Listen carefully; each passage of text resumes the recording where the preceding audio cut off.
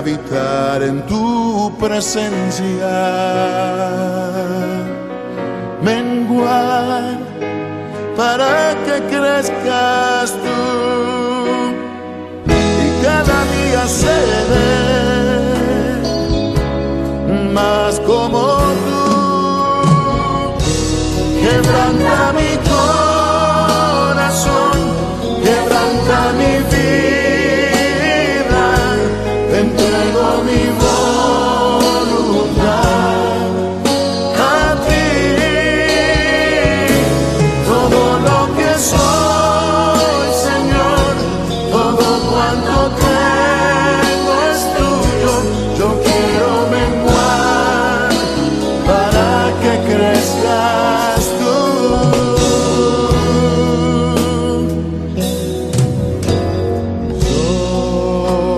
Yo quiero más de ti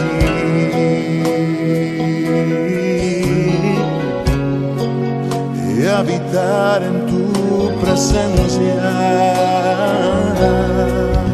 menguar para que crezcas tú y cada día seré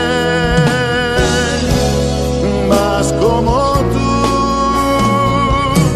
Quebranta mi corazón, quebranta mi vida, te entrego mi voluntad a ti. Todo lo que soy, Señor, todo cuanto tengo es tuyo. Yo quiero menguar para que crezcas tú. Quebranta mi corazón, Quebranta mi vida, transfórmame entrego mi voz a ti, Señor, a ti. solo a ti. Todo lo que soy, Señor, Todo cuanto tengo es tuyo. Yo quiero menguar para que crezcas tú. Yo quiero menguar para que crezcas tú. Yo quiero menguar para que crezcas tú, Jesús.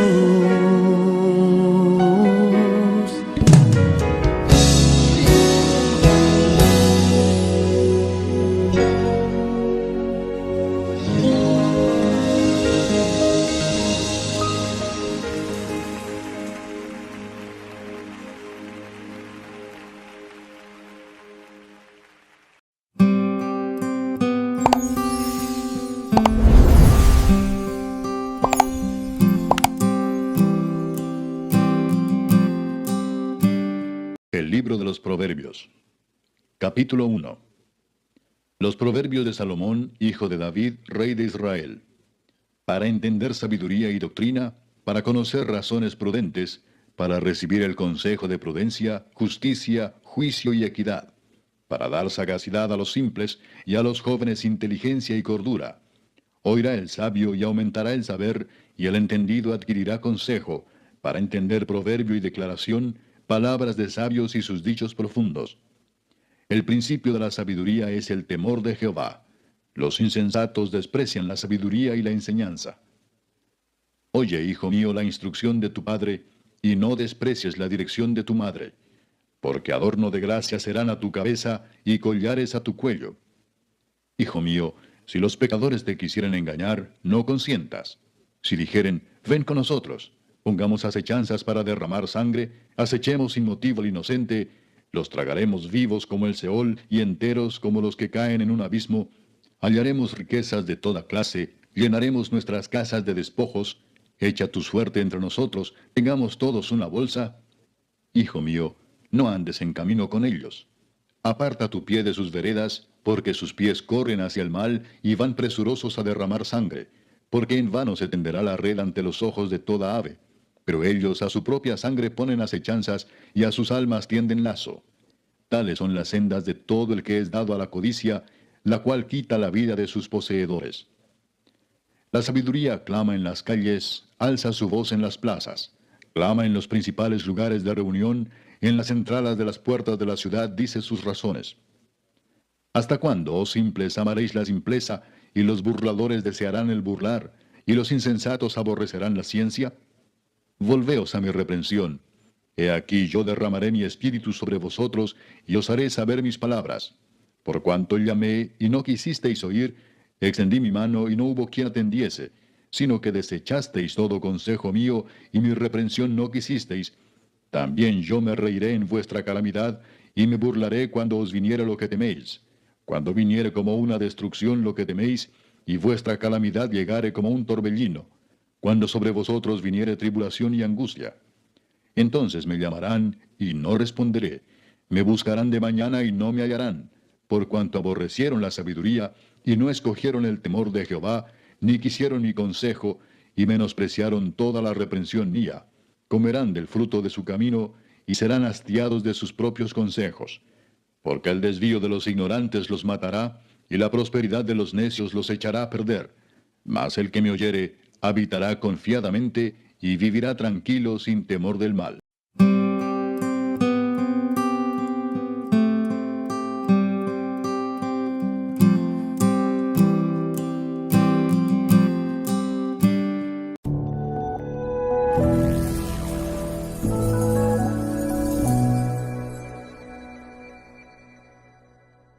Proverbios 1, verso 1 dice: los proverbios de Salomón, hijo de David, rey de Israel, para entender sabiduría y doctrina, para conocer razones prudentes, para recibir el consejo de prudencia, justicia, juicio y equidad, para dar sagacidad a los simples y a los jóvenes inteligencia y cordura. Oirá el sabio y aumentará el saber, y el entendido adquirirá consejo, para entender proverbio y declaración, palabra de sabios y sus dichos profundos. El principio de la sabiduría es el temor de Jehová. Los insensatos desprecian la sabiduría y la enseñanza. ¿Oramos? Señor, gracias por permitirnos el día de hoy acercarnos a este libro, Señor, comenzar esta serie. Ponemos en tus manos, Señor, cada uno de los mensajes, Señor, que tú quieres darnos, Señor, a través de cada capítulo y cada versículo en este libro, Señor. Ayúdanos a entender, Señor, pero también, Señor, creemos que esta porción también es útil, Señor, es tu aliento, Señor, y útil para enseñarnos, para redarguirnos, para corregirnos, para instruirnos en justicia, a fin de que estemos preparados, enteramente preparados para toda buena obra, Señor. Ponemos este tiempo en tus manos, Señor. Haz tu obra entre nosotros en el nombre de Jesús. Amén. Amén. La palabra sabiduría significa la habilidad de usar el conocimiento. Algunos la definen de esta manera: la habilidad de usar el conocimiento. El enfoque del libro de Proverbios es ayudarnos a adquirir y aplicar la sabiduría de Dios en las decisiones y las actividades de la vida diaria. No hay duda, Dios quiere que seamos sabios. En Efesios capítulo 5, en el versículo 15, dice así a los creyentes: mirad, pues, con diligencia cómo andéis, no como necios, sino como, dice ahí, sabios. Dios quiere que seamos sabios. Dios quiere que dejemos la forma de pensar de antes y comencemos a vivir una vida en sabiduría. Esta palabra, cómo andéis, habla de cómo comportarnos y cómo vivimos en las actividades cada día de la semana. Él nos pide seamos sabios. ¿Cómo se ve una persona así? Bueno, en el verso 16 de Efesios 5 nos dice: aprovechando bien el tiempo, porque los días son malos. Una manera de ser sabios es aprovechar bien el tiempo. Pero el siguiente versículo, verso 17, también dice así: por tanto, no seáis insensatos, sino entendidos de cuál sea la voluntad del Señor. Dios quiere que seamos sabios, sabios de acuerdo a su voluntad. La sabiduría bíblica comienza con una relación correcta con Dios. El sabio en Dios, el sabio cree que hay un Dios.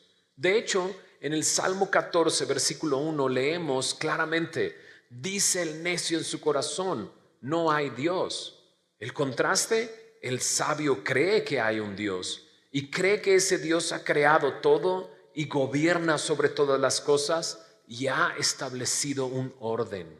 El sabio cree que hay una ley moral y un principio divino de justicia, que eventualmente Él juzgará la maldad y recompensará al justo, y nadie se escapará de ese juicio.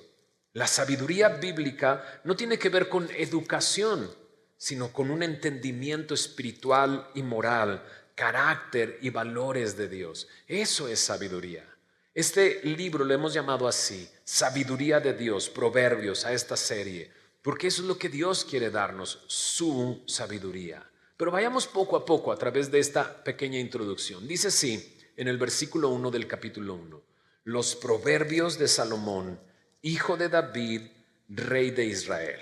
¿Qué significa proverbio?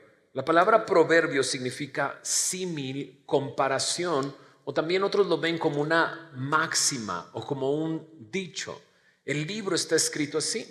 El libro no se nos dice, bueno, sí hay algunos detalles que nos muestran hacia quién está dirigido, pero no nos está contando una historia, aunque hay historias dentro de él. La mayoría de los proverbios son solamente máximas o dichos cortos que pretenden darnos una enseñanza.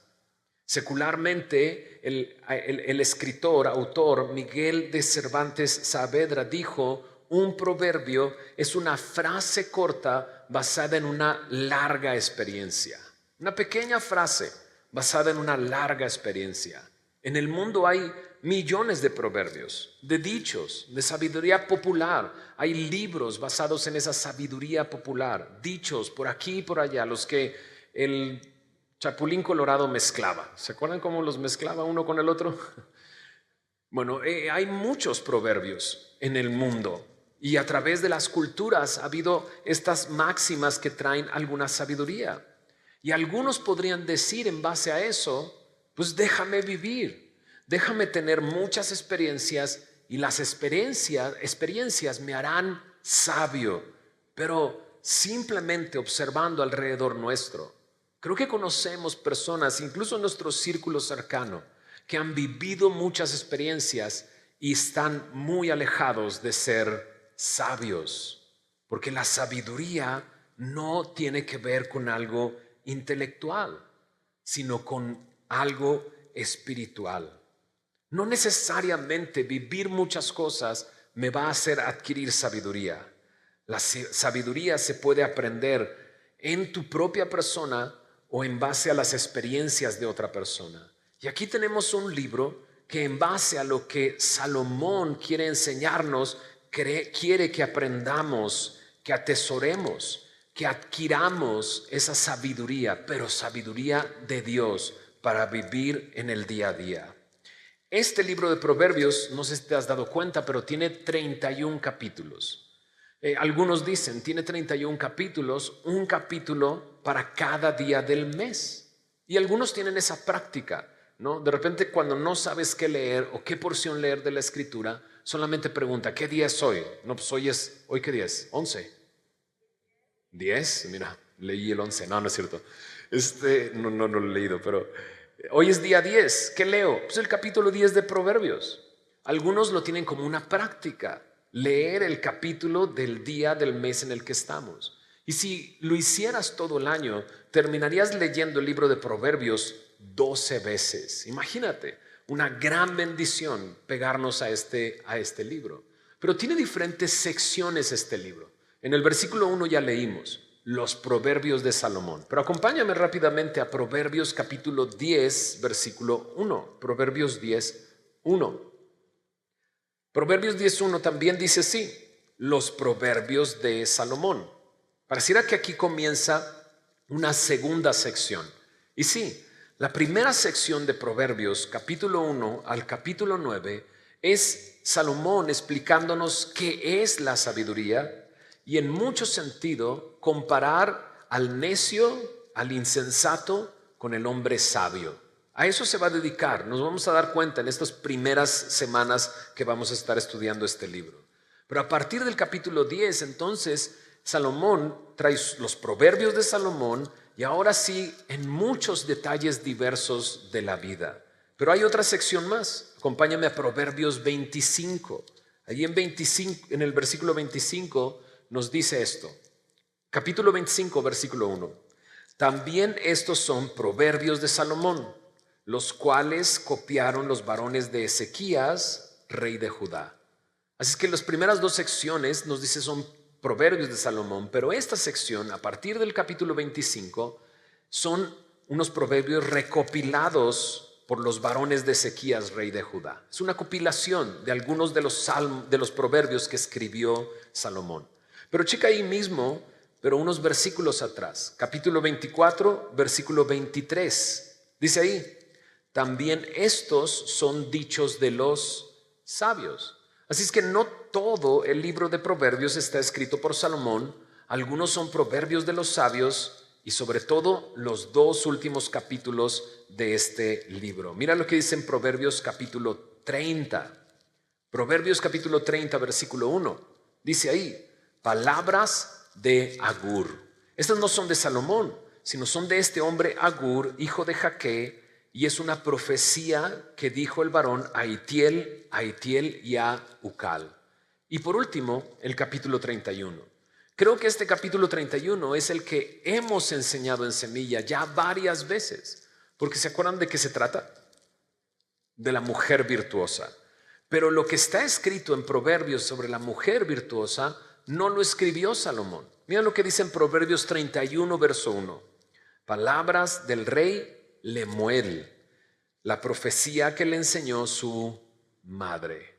Así es que esto no es de Salomón, sino del rey Lemuel. Así está seccionado este libro. Pero comencemos diciendo quién es Salomón. Porque estos son los proverbios de Salomón. La mayoría son de Salomón. ¿Quién es Salomón? Bueno, Salomón es hijo de David. Me lo dice aquí en el mismo texto. El rey de Israel. Reinó Salomón durante 40 años sobre el reino de Israel. Aproximadamente a partir de los 20 años comenzó a gobernar. Y su reinado fue un reinado de paz. De hecho, su nombre significa paz. Salomón, Shalom. Muchos conocemos el significado de Shalom. Shalom es paz. Salomón significa paz o aquel que da paz. Bueno, este hombre era un hombre muy sabio. Acompáñame a Primera de Reyes para ver cómo era su sabiduría. En primer libro de Reyes, capítulo 4, comienza su historia. Bueno, se describe su historia. Y en el capítulo 4 nos dice qué tan sabio era este hombre. Versículo 30 y 31 dice así. Era mayor la sabiduría de Salomón que la de todos los orientales y que toda la sabiduría de los egipcios. Aún fue más sabio que todos los hombres, más que Etán Esraíta y que Emán, Calcol y Darda, hijos de Maol, y fue conocido entre todas las naciones de alrededor. Así que su sabiduría era grande, era mayor, que incluso se atreve a decir que la de todos los orientales y la de todos los egipcios. Entonces su sabiduría era mayor que estas dos regiones conocidas en ese tiempo en la historia. Pero incluso menciona algunas personas que en realidad solo hay una referencia de uno de ellos en el libro de los Salmos, pero en realidad no los conocemos. ¿Quién es Emán? ¿Quién es Calcol? ¿Quién es Darda? ¿Quién es el padre de todos ellos? Maol. No lo sabemos, pero quizás en ese tiempo eran personas que eran consideradas muy sabias. Y acerca de Salomón dice, su sabiduría era mayor que la de esos hombres. Y no solamente su sabiduría era mayor, su sabiduría era famosa. Mira lo que dice aquí mismo en primer libro de Reyes, capítulo 4, verso 34. Dice ahí, y para oír la sabiduría de Salomón, venían de todos los pueblos y de todos los reyes de la tierra, a donde había llegado la fama de su sabiduría. Así es que Salomón era un hombre sabio, muy sabio, más sabio que todos los hombres en ese tiempo. Pero también era un hombre próspero. En Segunda de Crónicas, capítulo 9, versículo 22, leemos: y excedió el rey Salomón a todos los reyes de la tierra en riqueza y en sabiduría. Hay algunos capítulos muy interesantes en Segunda de Crónicas que describen su casa, describen su trono, describen diferentes situaciones del edificio que era su casa y demuestran su riqueza. Era un hombre muy sabio, era un hombre muy próspero y era un hombre que tuvo paz por todo alrededor. Lo dice ahí en Primera de Reyes capítulo 4 verso 24 al final. Y tuvo paz por todos lados alrededor. Este es Salomón, un rey sabio, un hombre próspero, un hombre que tenía en paz su reino. Muy diferente al reino de su padre David. Si recuerdas a su padre David y su reino estaba lleno de batallas, de guerras, de enfrentamientos. Pero para el tiempo de Salomón, Dios le ha dado paz a toda esta región.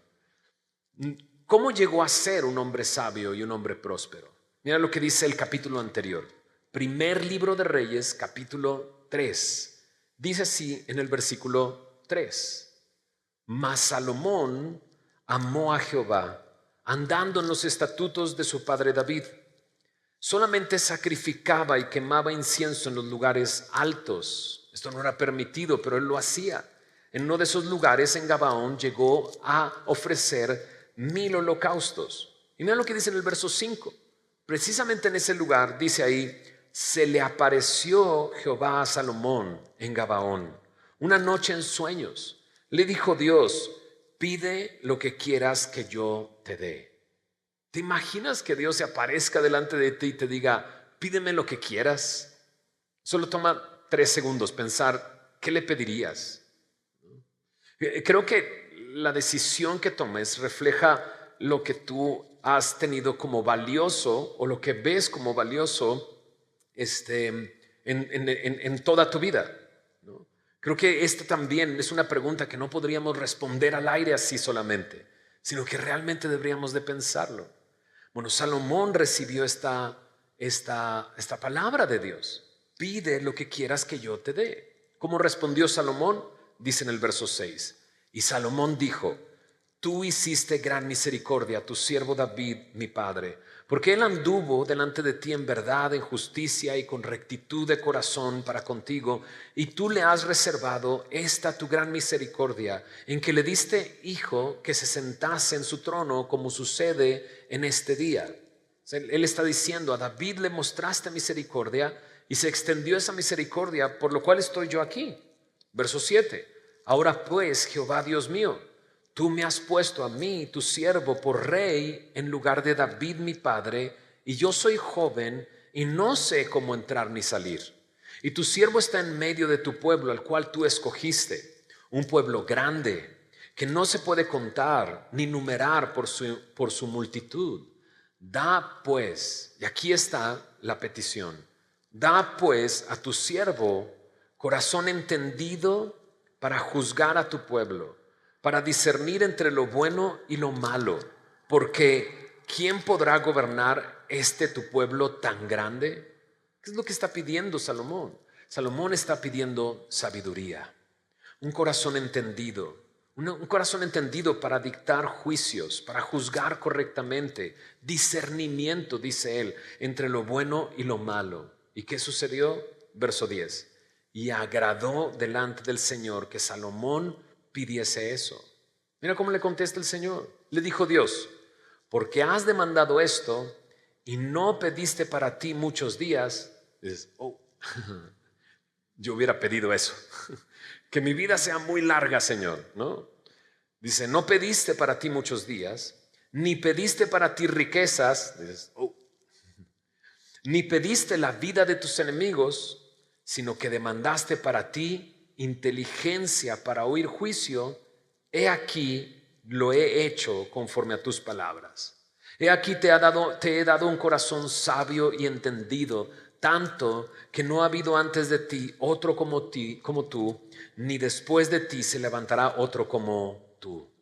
Por eso es un hombre sabio.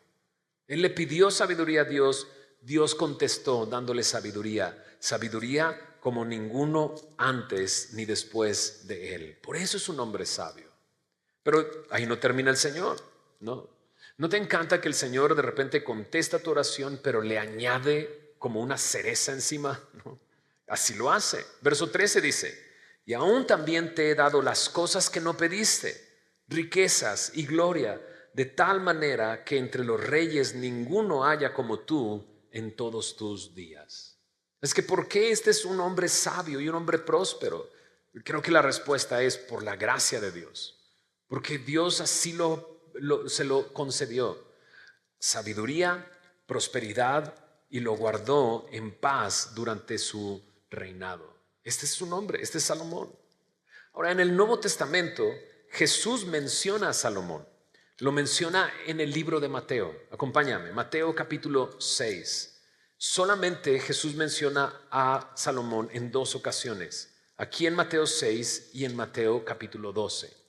Y en Mateo 6 lo menciona precisamente con esto que estábamos diciendo, ¿no? Digo, nos reímos un poco diciendo, porque no pediste riqueza, y nosotros, yo hubiera pedido eso, ¿no? Y así ya no tengo ningún problema, porque la verdad es que nos llena de ansiedad, y más en los tiempos en los que vivimos. ¿Estás de acuerdo? ¿Verdad? Los tiempos que vivimos el día de hoy pueden provocar mucha ansiedad en cuanto a recursos y provisión y lo que nos alcanza y lo que no nos alcanza y demás. Bueno, Jesús menciona a Salomón alrededor de esa ansiedad, porque Jesús le dice a sus discípulos, no estés afanado. ¿Por qué vas a comer? ¿Por qué vas a beber? ¿Por qué vas a vestir? Mira lo que dice en Mateo 6, en el versículo 28. Dice, por el vestido, ¿por qué os afanáis? Considerad los lirios del campo, cómo crecen, no trabajan ni hilan, pero os digo que ni aun Salomón, con toda su gloria, se vistió así como uno de ellos. Entonces lo que está diciendo Jesús es Salomón. Acabamos de leer, era un hombre sabio, pero era un hombre con riqueza más que cualquier otro rey. Imagínate un vestido de Salomón, una ropa de Salomón. Imagínate la ropa para dormir de él. Simplemente para dormir. Debe de haber sido algo espectacular. Pero Jesús nos dice, aquellos que nos llegamos a afanar, ¿por qué vamos a vestir? ¿Por qué vamos a comer? Dice, bueno, los lirios del campo. Salomón nunca pudo vestirse como uno de ellos, como un lirio del campo. Incluso dice en el versículo 30, y si la hierba del campo que hoy es, y mañana, dice, se echa en el horno, Dios la viste así, ¿no hará mucho más a vosotros, hombres de poca fe? Entonces no te afanes, ¿verdad? Pero también lo menciona en Mateo capítulo 12. Mateo capítulo 12, en el versículo 42.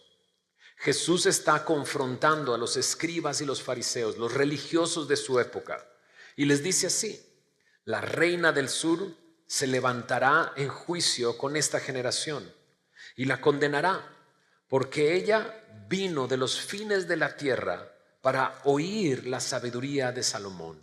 La reina del sur fue una de todas estas personas que fueron a visitar a Salomón para ver su sabiduría. Y dice, ella se levantará y los condenará. ¿Por qué? Porque dice al final, he aquí más que Salomón en este lugar. ¿A qué hace referencia Jesús? A él mismo. La Biblia presenta a Jesús como la sabiduría de Dios, en quien están escondidos todos los tesoros de la sabiduría y del conocimiento.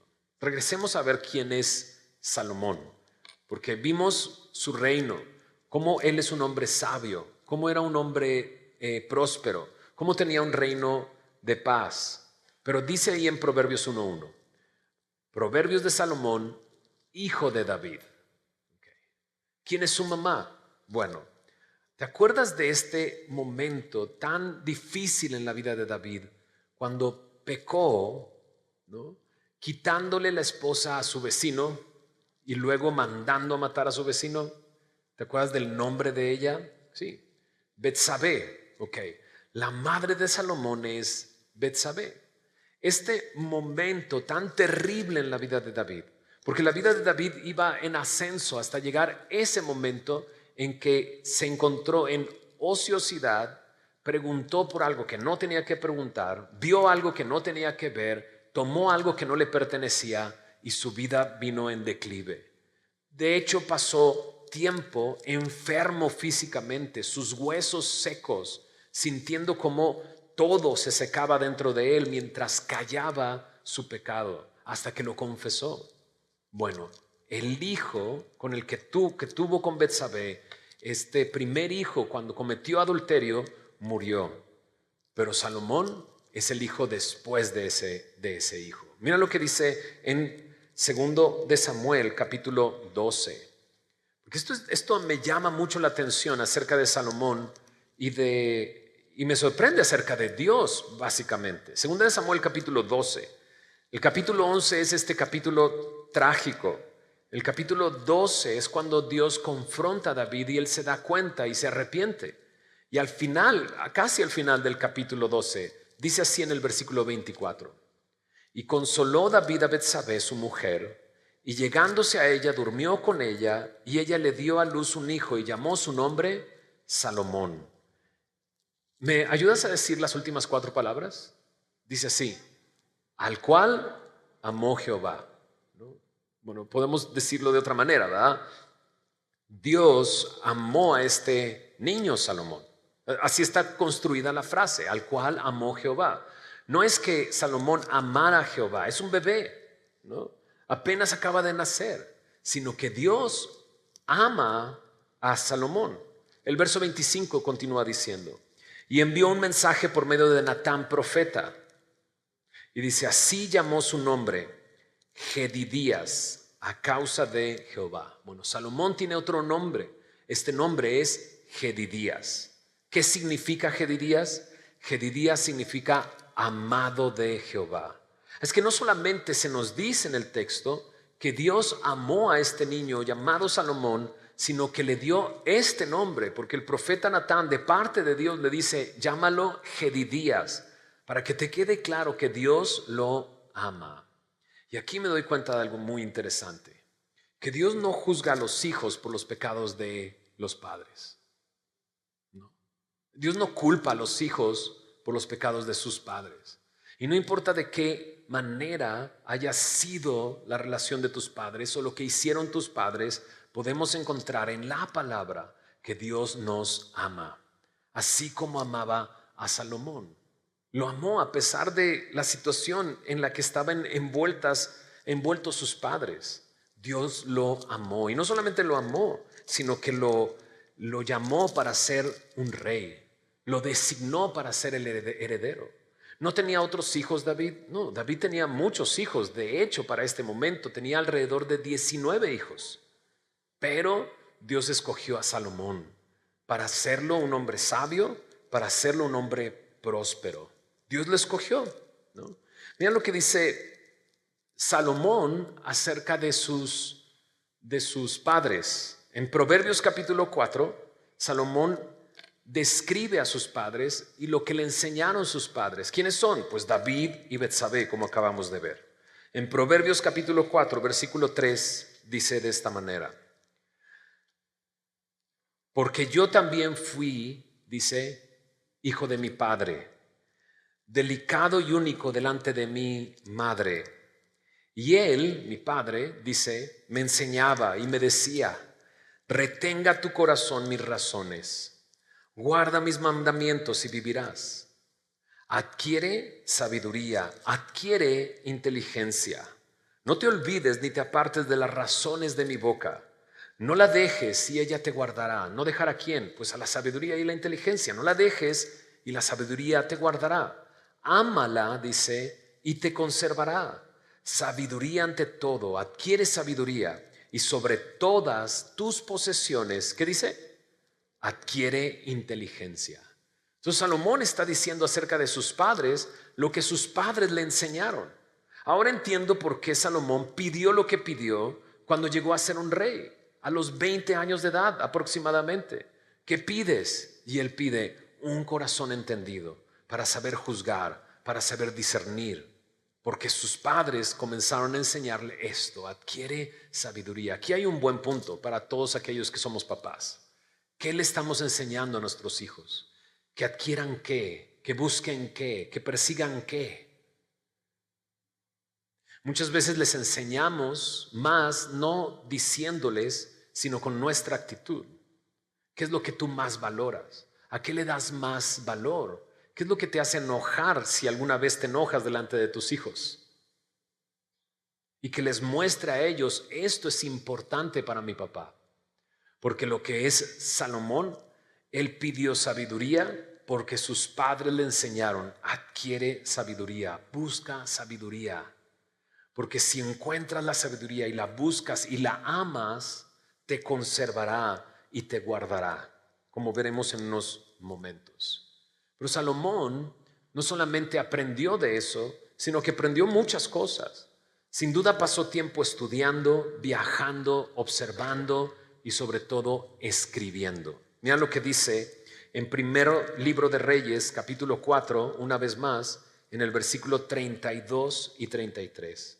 Hace rato los dejamos sin leer esta porción, pero mira lo que dice 32 y 33. Dice: y compuso 3,000 proverbios. Imagínate, 3,000 proverbios. Y sus cantares fueron 1,005. Entonces, algunos de esos proverbios los tenemos en el libro de Proverbios, pero hay muchos otros que él escribió. Y también cantares. Si te fijas en tu Biblia, el libro de Proverbios es seguido por el libro de Eclesiastés, también escrito por Salomón, y el libro de Cantares o Cantar de los Cantares, una serie de canciones o poemas muy interesantes. Cuando lleguemos ahí nos daremos cuenta.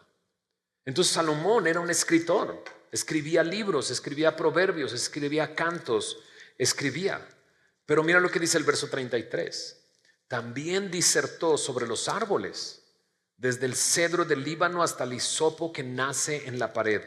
Asimismo disertó sobre los animales, sobre las aves, sobre los reptiles, sobre los peces.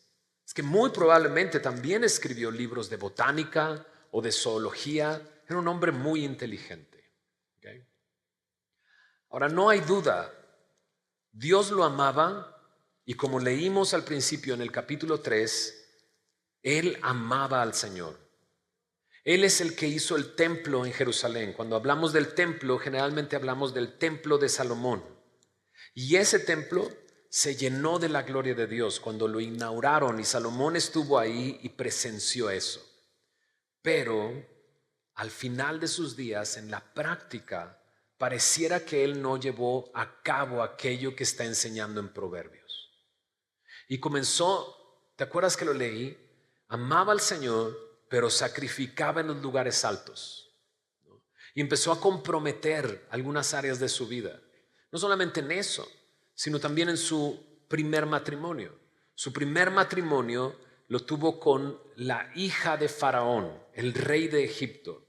Y muchos consideran esto una estrategia política, básicamente. Comenzar a hacer alianzas con aquellos pueblos que podrían atacarte. Egipto no te va a atacar, ¿por qué? Porque tú estás casado con la hija de Faraón. Pero esto lo llevó hasta un extremo terrible al final de sus días. Porque dice en Primero de Reyes, capítulo 11, verso 3, que tuvo 700 mujeres reinas y 300 concubinas. Dice ahí al final, que desviaron su corazón. Entonces su corazón estaba entregado al Señor al principio, pero al final su corazón fue desviado por completo. Tanto que en Primero de Reyes capítulo 11 versículo 4 al 6 nos describe que terminó adorando a otros dioses, a dioses que tenían aquellas mujeres con las que haciendo alianzas terminó casándose. Incluso no solamente Salomón construyó el templo de Salomón, el templo en Jerusalén, sino construyó otros templos para los dioses de sus esposas. Dices, no puede ser. ¿Se habrá dado cuenta que se perdió tanto? Una. Y dos, ¿se habrá arrepentido? ¿Quieres saber? Pues la Biblia no nos dice. Esa es la verdad. La Biblia no menciona si Salomón se arrepintió al final de sus días o no. No lo dice.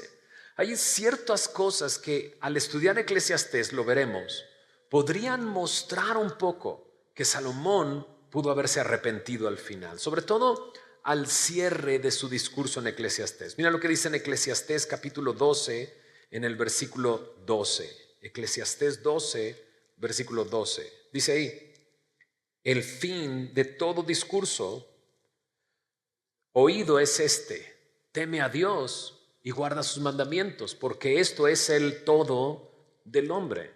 Salomón escribió esto al final de sus días. Y podría mostrarnos que Salomón al final quizás comprendió que lo que tenía que hacer era temer al Señor. Él mismo nos lo dijo en la porción que leímos hoy. El principio de la sabiduría es el temor de Jehová. Él es el autor de este libro. Pero veamos para qué escribió este libro. Mira lo que dicen los versículos 2 al 4 de Proverbios 1. Dice ahí: para entender sabiduría y doctrina, para conocer razones prudentes, para recibir el consejo de prudencia, justicia, juicio y equidad, para dar sagacidad a los simples y a los jóvenes inteligencia y cordura. Muchas palabras que parecieran la misma. ¿Qué diferencia hay entre sabiduría, doctrina, prudencia, sagacidad, inteligencia, cordura? Todas ellas podrían describir el mismo tema, sabiduría de Dios. Un comentarista dice, pero en realidad todas estas palabras presentan todas las tonalidades de un mismo color, de la misma sabiduría. Así es que vamos a ver en los próximos minutos qué significan estas cosas y qué es lo que aporta a mi vida. Ahora que comenzamos a estudiar Proverbios, Dios quiere enseñarnos algo, sin duda. Y aquí está escrito qué quiere enseñarnos. Los proverbios están aquí para entender, dice, número 1, sabiduría y doctrina. La palabra doctrina aquí es la palabra musar en el hebreo, que se repite en el versículo 3, para recibir el consejo, recibir el musar. Este primer término implica que la sabiduría no es algo intelectual, sino algo de carácter. De hecho, musar habla de disciplina, de advertencia, de corrección. Es un llamado a razonar conscientemente. Dios nos ha dado estos proverbios para disciplinarnos, para corregirnos. Hay algo interesante en el pensamiento hebreo sobre conocer sabiduría, para entender sabiduría. Y es que para ellos la sabiduría era aplicar esa sabiduría. No solamente era la instrucción, no solamente era el concepto, sino es poner en práctica el concepto. De hecho, para ellos, una persona no es sabia si no practica lo que ha aprendido. Es muy distinto a como nosotros lo pensamos en el occidente. Para nosotros en el occidente, una persona sabia es una persona que habla muy lindo, que dice palabras increíbles, que puedes tuitear algunas de las frases que él escribió, que escribió libros, ¿no? Pero no nos importa mucho cómo vive esa persona, porque probablemente esa persona no vive lo que está enseñando, ¿no? Pero nosotros lo consideramos una persona sabia. Pero para el pensamiento hebreo, esa persona sería una persona insensata, que conoce lo que tiene que hacer, pero no practica lo que sabe. Entonces, esta primera parte nos habla precisamente de eso. Nos invita a vivir la sabiduría. No solamente a tener la sabiduría como una teoría, como algo que aprender, como conceptos que entendemos y que son padrísimos y que los puedo utilizar para tuitearlos o para impresionar a alguien, sino que somos invitados a vivirlos con disciplina y corrección del Señor. En su libro sobre los proverbios, Charles Swindoll dice o pone un ejemplo acerca de esto. Él dice, si una persona acepta la ley de la gravedad como un hecho y sabe cómo opera la gravedad, no se pone a bailar al filo de un rascacielos, ¿no? ¿Qué es lo que hace? Se aleja del peligro. Porque si lo ves haciendo eso, consciente de la ley de la gravedad y lo que provoca, no estaría haciendo lo que está haciendo. Así es que Dios quiere que vivamos la sabiduría, no solamente que la escuchemos o la entendamos, sino que la pongamos en práctica. Quiere que vivamos de manera acorde a los principios divinos, a la perspectiva de Dios. Él quiere darnos una perspectiva a través de su palabra, a través de este libro.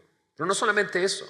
Dice también ahí en el versículo 2, para conocer razones prudentes. O el final de la primera frase del capítulo 3, para recibir el consejo de prudencia. ¿Qué es prudencia? ¿De qué me habla la prudencia? En la NBI lo traduce así, para discernir palabras de inteligencia. Me habla de discernimiento. Y discernimiento significa separar o distinguir. Es precisamente lo que pidió Salomón, ¿recuerdas? Él pidió para discernir entre lo bueno y lo malo. Es algo que yo le pido a Dios constantemente que mis hijas aprendan, porque creo que en este mundo necesitas discernimiento, saber distinguir qué está bien y qué está mal, saber separarlo, saber ponerlos aparte. Estos proverbios quieren enseñarnos esto, discernimiento, y poder analizar, pensar analíticamente. Y esto va a costar trabajo. ¿Por qué? Porque proverbios, de repente, no sé si te ha pasado, lees un capítulo, lees el proverbio y dices, no lo entendí, leamos el que sigue. No, tampoco lo entendí. Aquí hay uno que sí entendí. Con este me quedo, Señor, ¿no? Pero en realidad los proverbios están hechos para que pensemos analíticamente, porque quieren ayudarnos a distinguir la verdad del error y anticipar las consecuencias de una decisión dada. Número 3, dice ahí, recibir el consejo de prudencia, justicia, juicio y equidad. La NTV traduce este versículo así. Su propósito es enseñarles a vivir una vida disciplinada y exitosa y ayudarles a hacer lo que es correcto, justo e imparcial. Nos está invitando a vivir de esta manera. Los proverbios lo que hacen es aguzar nuestra atención a lo largo del transcurso de la vida. Nos mantiene atentos a lo que sucede a nuestro alrededor y conscientes de los peligros potenciales.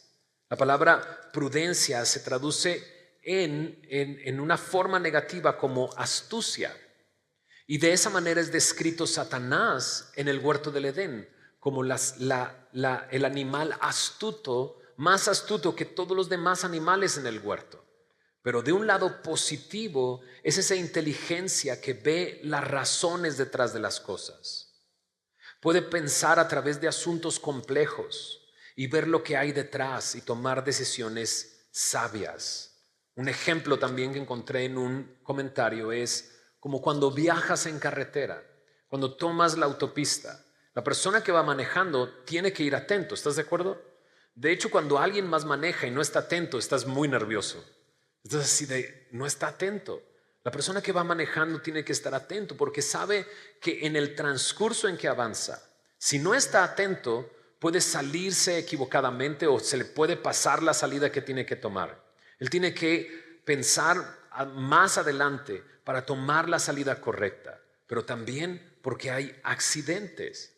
Bueno, los proverbios nos ayudan al transcurso de nuestra vida a prever lo que sucede, a discernir, a entender, a adquirir esa sabiduría, a aguzar nuestra atención. Eso es lo que quiere hacer en nuestras vidas. Y número 4, dice ahí en el verso 4, para dar sagacidad a los simples y a los jóvenes inteligencia y cordura. Sagacidad. Sagacidad tiene que ver con hacer planes, con la capacidad de formar planes, la habilidad de concebir planes sabios después de entender el asunto. Una persona simple es una persona ingenua. Una persona joven es una persona sin experiencias, o más bien sin herramientas. Eso es lo que queremos para nuestros hijos, que tengan las herramientas adecuadas para enfrentar cada situación, que tengan las armas necesarias para la batalla que van a enfrentar. Pues los proverbios te proveen de esas herramientas, de esas armas para enfrentar la vida, de esa sagacidad que necesitamos, de esa inteligencia y cordura que los jóvenes necesitan. Ahora, dices, yo ya no soy tan joven, entonces no me va a dar sagacidad. Bueno, en realidad nunca dejamos de ser, en ese sentido, jóvenes. Porque cada año que pasa en nuestra vida, cada temporada que sucede, aquellos que somos un poco más grandes lo sabemos, necesitamos nuevas herramientas y nuevas armas para enfrentar las situaciones. Y Proverbios nos da esas armas que necesitamos como jóvenes y como ingenuos. Mira lo que dice el verso 5. Oirá el sabio y aumentará el saber. ¿Qué quiere decir esto? El sabio escucha esto y se vuelve más sabio, ¿no? Y dice, palabras y el entendido adquirirá consejo. Entonces aquí me describe al sabio y el entendido, personas que aumentan su sabiduría, adquieren el consejo. Dice el verso 6, para entender proverbio y declaración, palabras de sabios y sus dichos profundos, que es lo que tenemos en el libro de Proverbios. El principio de la sabiduría, verso 7, es el temor de Jehová. Los insensatos desprecian la sabiduría y la enseñanza. Entonces aquí ya nos está haciendo un contraste, el primer contraste en este libro. El sabio aumenta el saber, el entendido adquiere consejo, mientras los insensatos, ¿qué es lo que hacen con la sabiduría? Dice ahí, la desprecian. ¿Qué hacen con la enseñanza? La desprecian.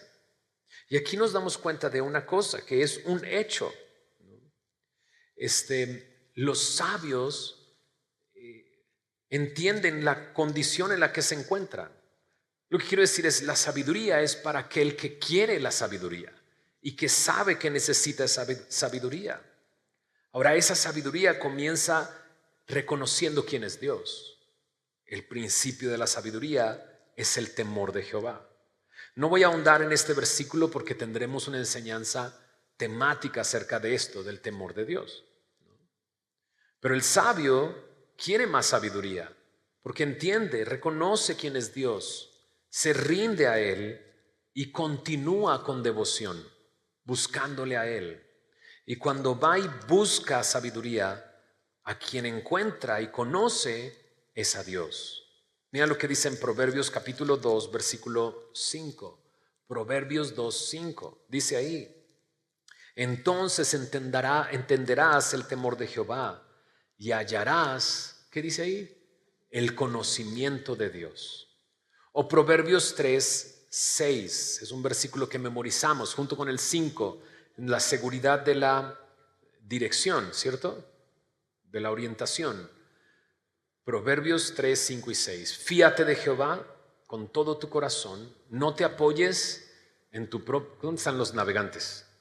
Dices que aquí habemos puros naufragantes, pastor. No terminé ese libro.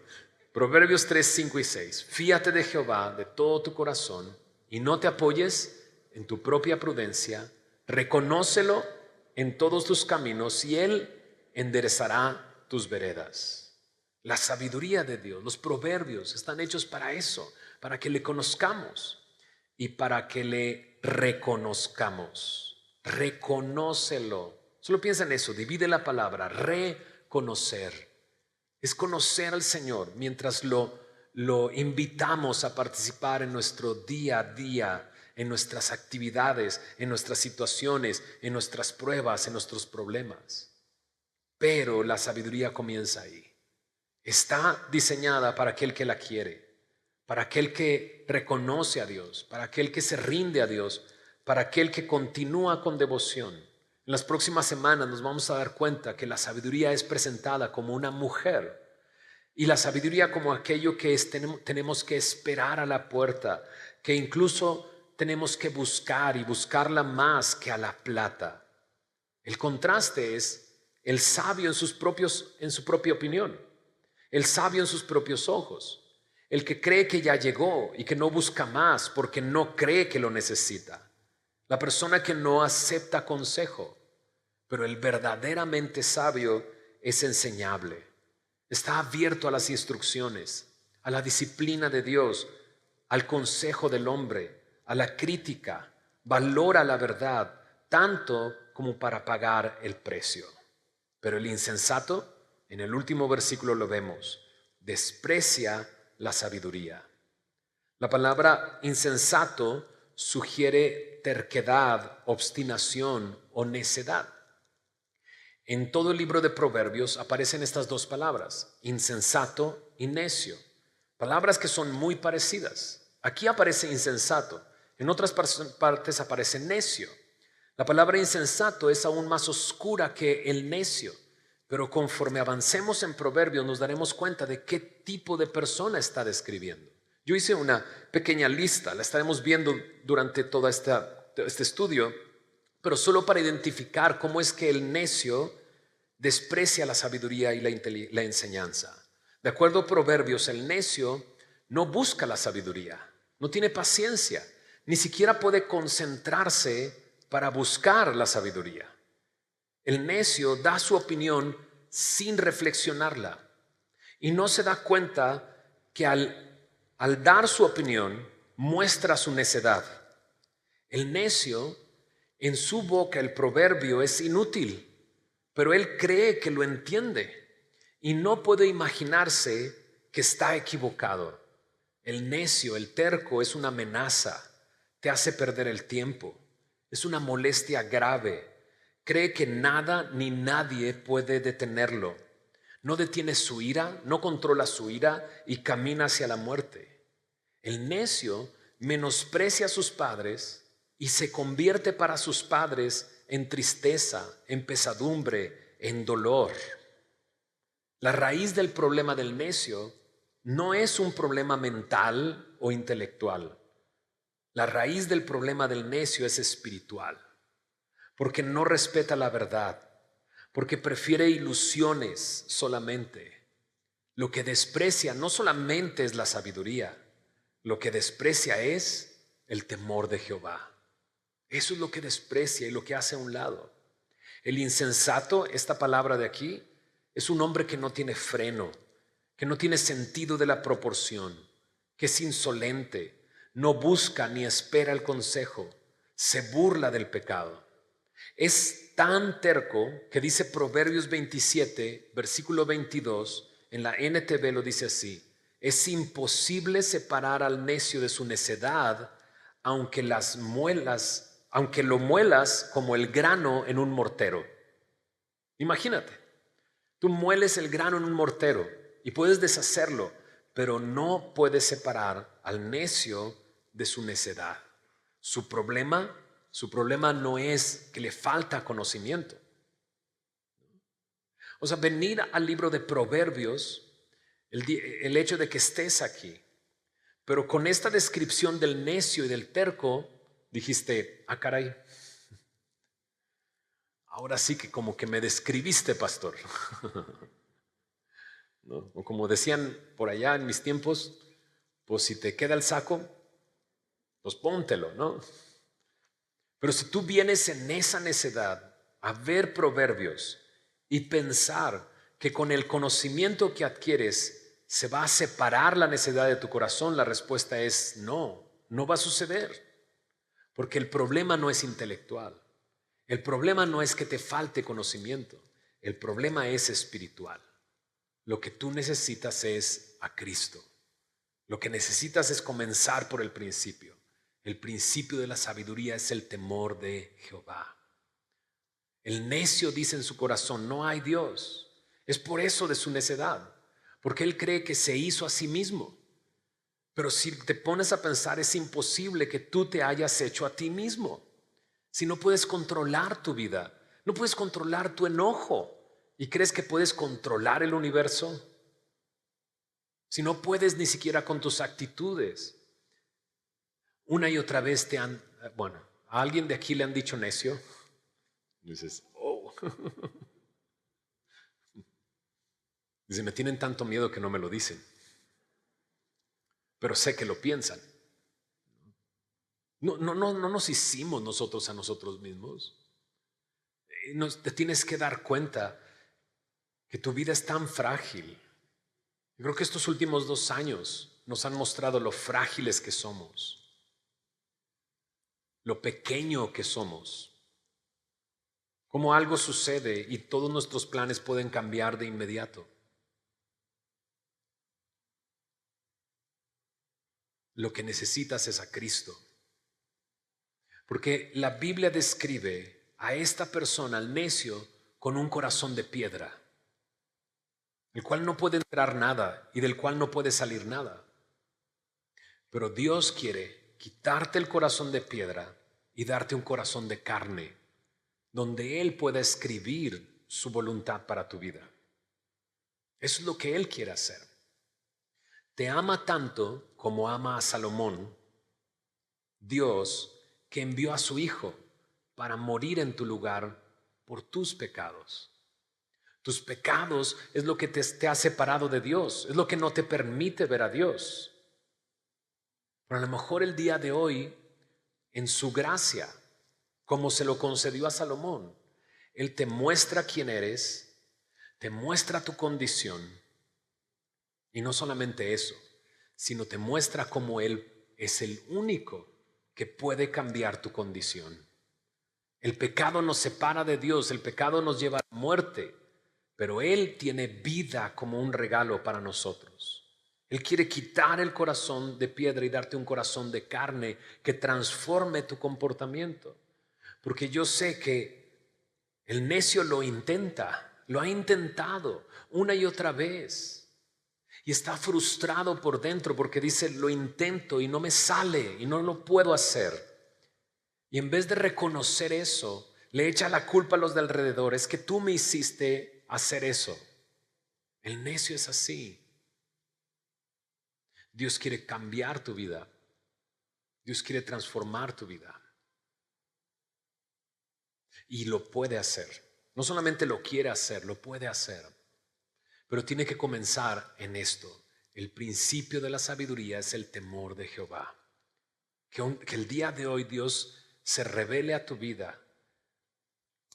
Te des cuenta que Él te conoce. Te des cuenta que a pesar de que te conoce, te ama. Y que estando en esa condición en la que estás, Él quiere cambiarte. Él quiere transformarte. Imagínate dejar de ser el necio y convertirte en una bendición para tu familia, en una bendición para los que están a tu alrededor, en una bendición para los que están trabajando junto contigo. En vez de que llegues a la oficina y mejor te saquen la vuelta, te desvíen la mirada, porque dicen, aquí llegó y va a generar un problema. Imagina que Dios puede cambiarte, pero no te lo imagines, lo puede hacer. ¿Qué tengo que hacer? Creer en el Señor Jesús. La Biblia me dice que Cristo murió por nuestros pecados, fue sepultado y resucitó al tercer día. Y esto lo hizo para mostrarnos que venció al pecado, aquello que tú no puedes vencer y que te domina y te esclaviza. ¿No? Llámese tu odio, tu rencor, tu frustración, tu miedo, tu culpa, tus pasiones desordenadas. Él las cargó en la cruz y pagó por ese pecado. Él venció a la muerte, pero al resucitar al tercer día me muestra que hay una nueva vida. Y Él, con el poder de su resurrección, te puede hacer una nueva persona con un nuevo pensamiento, con un nuevo razonamiento, con un nuevo destino, con una nueva vida. Y Él lo puede hacer. Lo que tienes que hacer tú es creer en el Señor Jesús. Y ahí comienza. Porque la sabiduría comienza ahí, con una relación correcta con Dios, y dijimos, y con devoción. Porque ahora quieres saber cuál es su voluntad. Porque aquel que es creyente, Dios quiere que no seamos insensatos, sino entendidos de cuál es la voluntad de Dios. Que ya no andemos como necios, sino como sabios. ¿Oramos? Señor, gracias, Señor, por permitirnos el día de hoy acercarnos a tu palabra de esta manera, Señor. Qué interesante, Señor, por más de interesante, Señor, conocer la historia de Salomón y conocer, Señor, que aún, Señor, siendo un hombre sabio, al final de sus días, Señor, desviaron su corazón. Su corazón fue desviado, Señor. Señor, cuídanos, protégenos, guárdanos, Señor, de las tentaciones, de aquellas cosas que pueden desviarnos, Señor, desviar nuestro corazón. Señor, pero qué maravilla encontrar que era amado por ti, Señor, y que tú por gracia le diste sabiduría.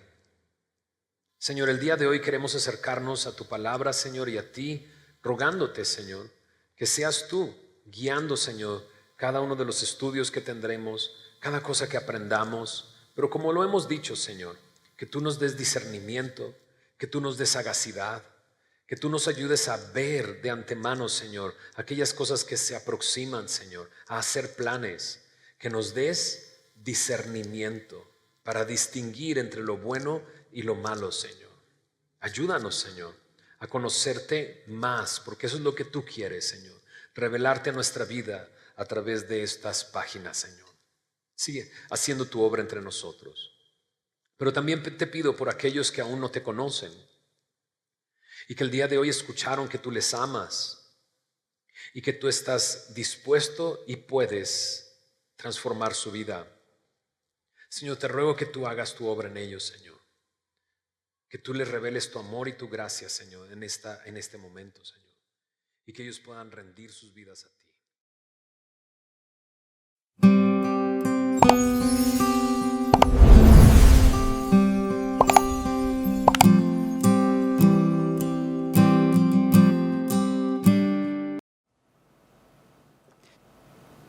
El libro de Jueces. Recuerda que después de que Josué guió a las tribus de Israel hacia el interior de la tierra prometida, él les llamó a ser fieles al pacto con su Dios, obedeciendo los mandamientos de la Torá. Y si hacen esto, ellos les demostrarán a todas las demás naciones cómo es Dios. Así que Jueces comienza con la muerte de Josué y básicamente cuenta la historia del completo fracaso de Israel. El nombre del libro viene del tipo de líderes que Israel tuvo en este periodo. Antes de que tuvieran reyes, las tribus fueron gobernadas por jueces. Ahora, no pienses en algo como una corte. Estos eran líderes regionales, político-militares, algo así como un jefe tribal. Y necesita ser advertido, el libro de Jueces es muy perturbador y violento.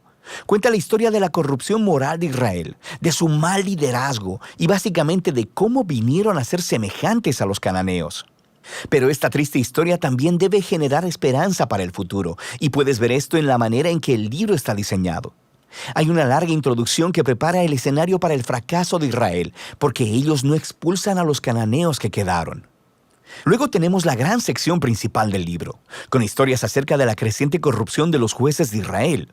Y la progresión de la narración muestra cómo los líderes de Israel pasan de bastante buenos, a malos y a peores.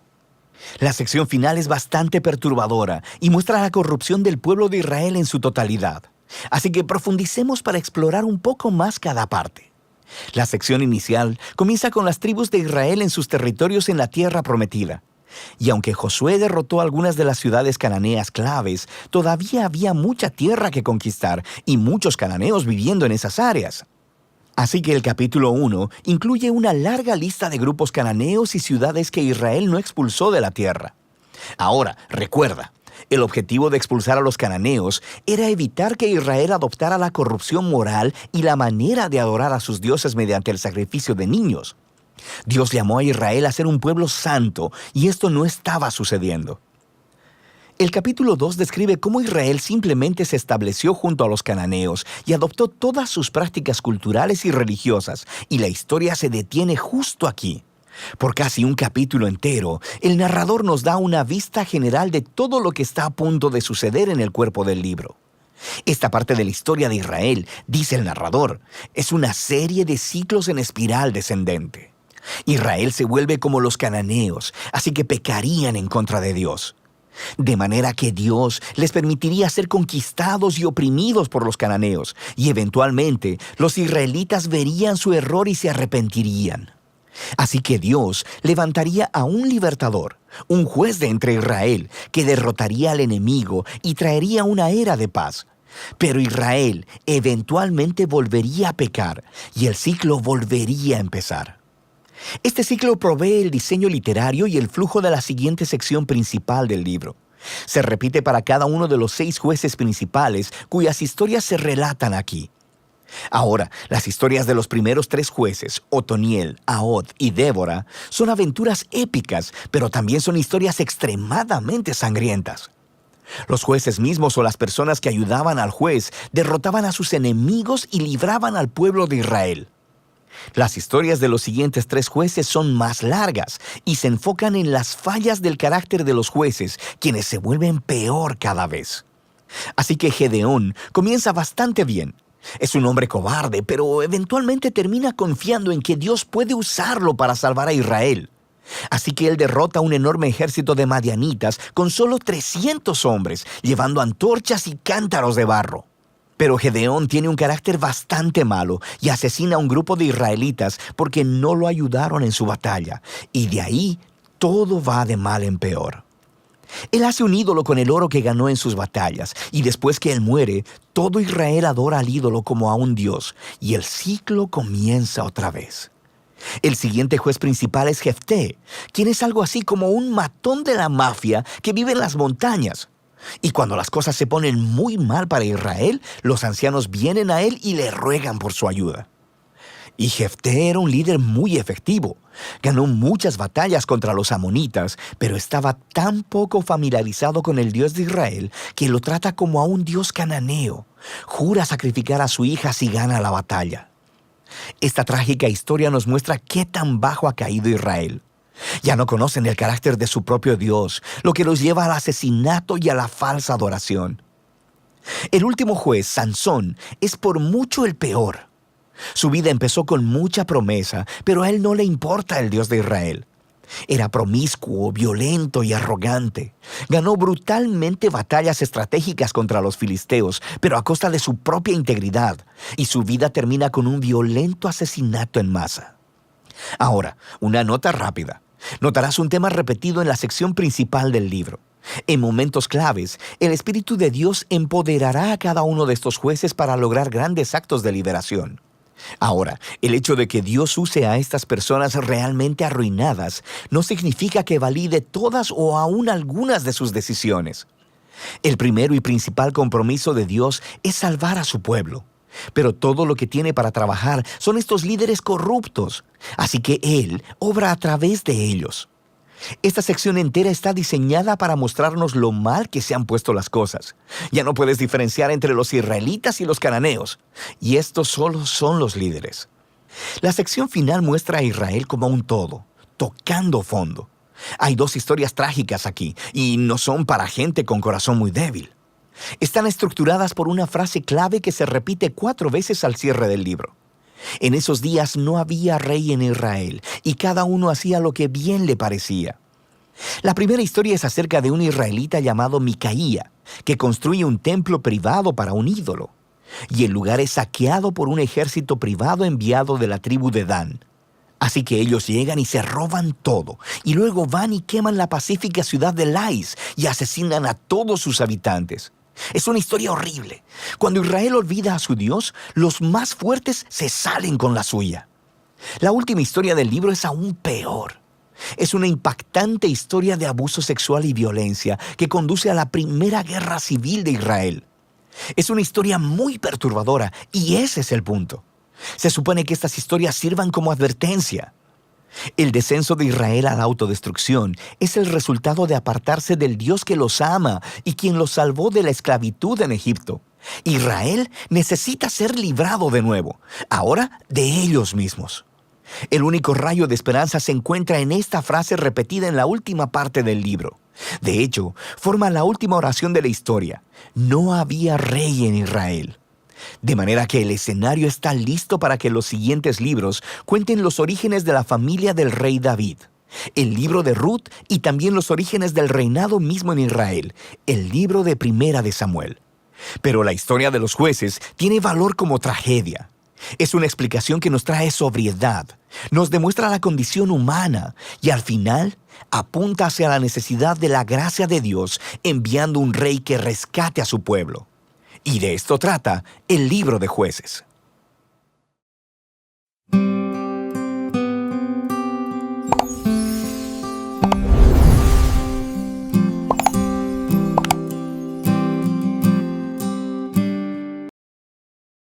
Libro de Jueces, capítulo 2. El ángel del Señor subió de Gilgal a Boquim y dijo a los israelitas: Yo los saqué de Egipto y los traje a esta tierra que juré dar a sus antepasados, y dije que nunca rompería mi pacto con ustedes.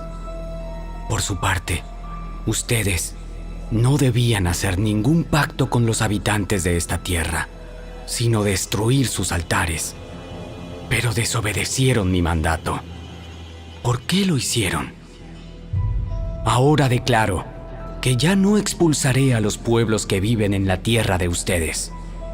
Ellos les serán espinas clavadas en el costado, y sus dioses serán una tentación constante para ustedes.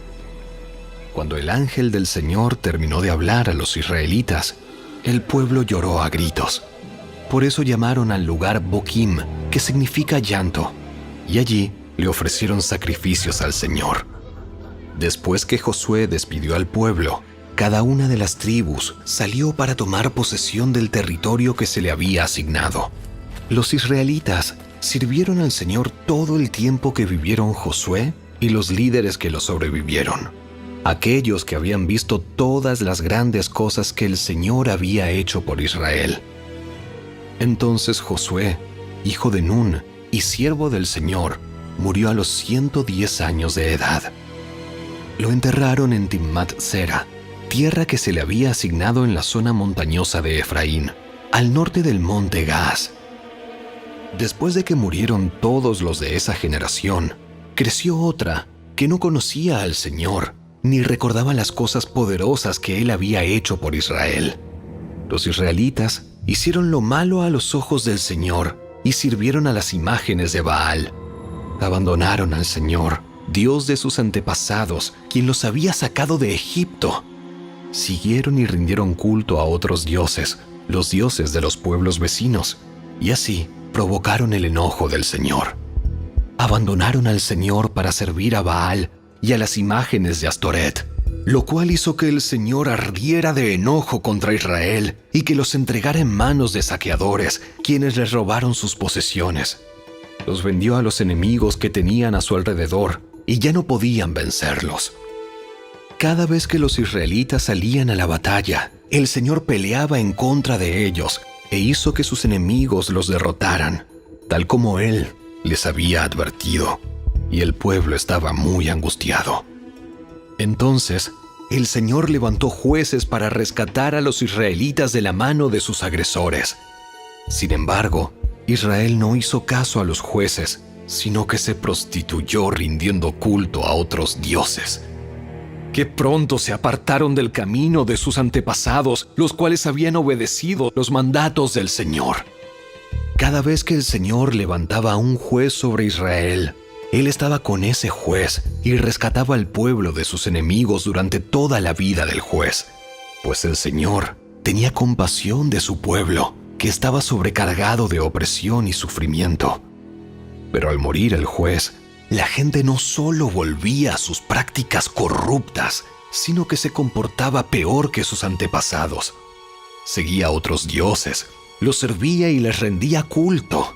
Además, se negaba a abandonar sus prácticas malvadas y sus tercos caminos. Por eso, el Señor ardió de enojo contra Israel y dijo: Ya que este pueblo ha violado mi pacto que hice con sus antepasados y no ha hecho caso a mis mandatos, ya no expulsaré a las naciones que Josué dejó sin conquistar cuando murió. Lo hice para poner a prueba a Israel, para ver si seguiría o no los caminos del Señor, como lo hicieron sus antepasados. Por esa razón, el Señor dejó esas naciones donde estaban. No las expulsó de inmediato, ni permitió que Josué las conquistara a todas.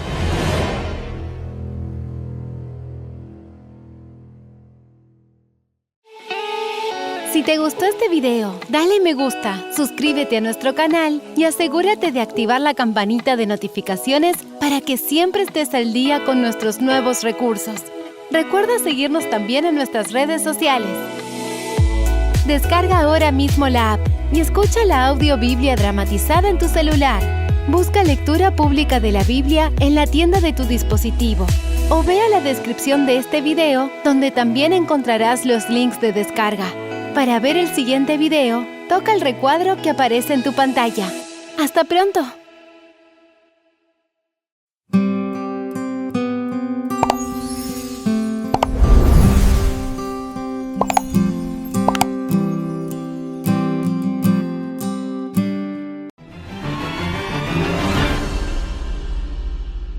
Después de haberse establecido en Canaán, las tribus no hicieron ningún esfuerzo vigoroso para completar la conquista de la tierra.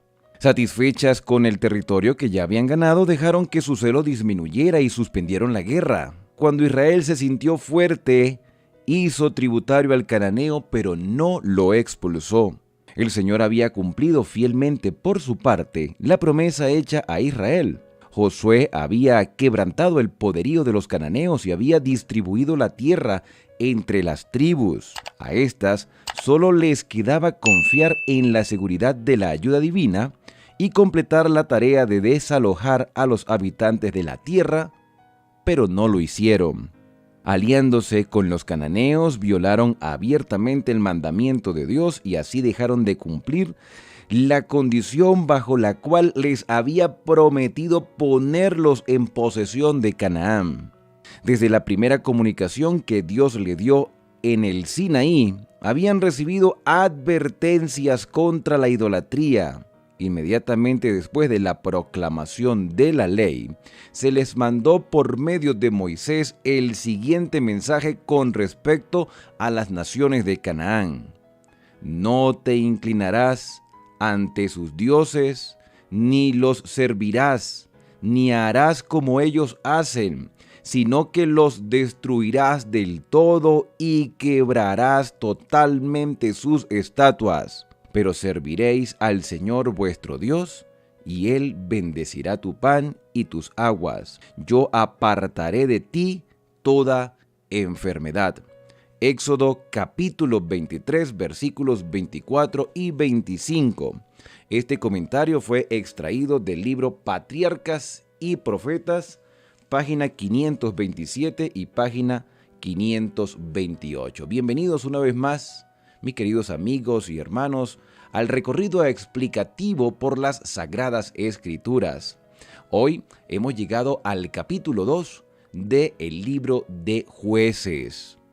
Pero antes quiero agradecer a todos los que ya han formalizado su inscripción para el curso de profecía apocalíptica que se efectuará el sábado 20, domingo 21, sábado 27 y domingo 28, donde expondremos 8 temáticas importantes e indispensables para todo cristiano que se está preparando para los eventos que han de ocurrir y están descritos en la Biblia. Aún tenemos cupos disponibles. Si quieres formar parte de este grupo, puedes suscribirte al número de contacto que aparece en la pantalla o al correo electrónico. Envíanos tu nombre completo, tu correo, tu país de procedencia o donde estás residenciado y estaremos en comunicación constante para que de esa manera puedas participar de este curso según el horario de tu país, en directo, donde podemos estar en contacto y puedes hacer tus preguntas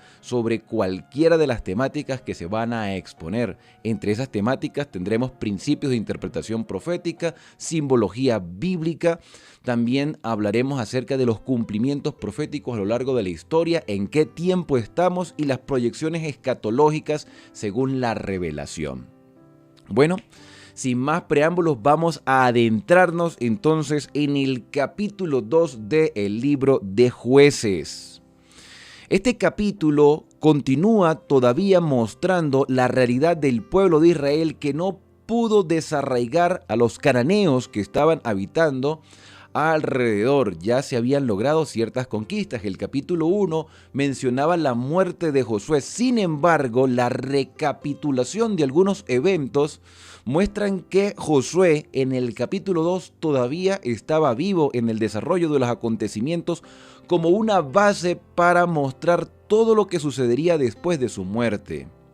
Este capítulo comienza diciendo que el ángel del Señor, ¿cuál ángel del Señor? ¿El ángel del Señor que acampa alrededor de los que le temen y los defiende? Pues la Biblia no da mucho detalle con respecto a este ángel del Señor en el capítulo 2 de Jueces. Sin embargo, da algunos indicios de que posiblemente haya sido un profeta o un mensajero humano que haya llevado un mensaje importante a todo el pueblo de Israel. Porque dice que el ángel del Señor subió de Gilgal, entonces este ángel del Señor estaba en Gilgal. La expresión el ángel del Señor se puede utilizar para identificar alguna teofanía de Cristo, alguna aparición de Cristo en el Antiguo Testamento. El ángel del Señor también puede identificar a un ángel enviado por el Señor con algún mensaje, algún ángel celestial, pero también puede identificar a algún mensajero humano. Esta expresión, el ángel del Señor, es simplemente una expresión literaria que indica que hay un mensaje de parte del Señor indiferentemente del instrumento que Dios haya utilizado, porque Dios habla de muchas maneras. Así lo dice con claridad la carta a los Hebreos. Dios, habiendo hablado muchas veces y de muchas maneras a los padres por los profetas, se puede deducir entonces que puede ser también un profeta, un mensajero humano. Sin embargo, una de las identificaciones que hacen los profetas cuando reciben un mensaje es palabra del Señor que vino a través de. Eso no se usa aquí.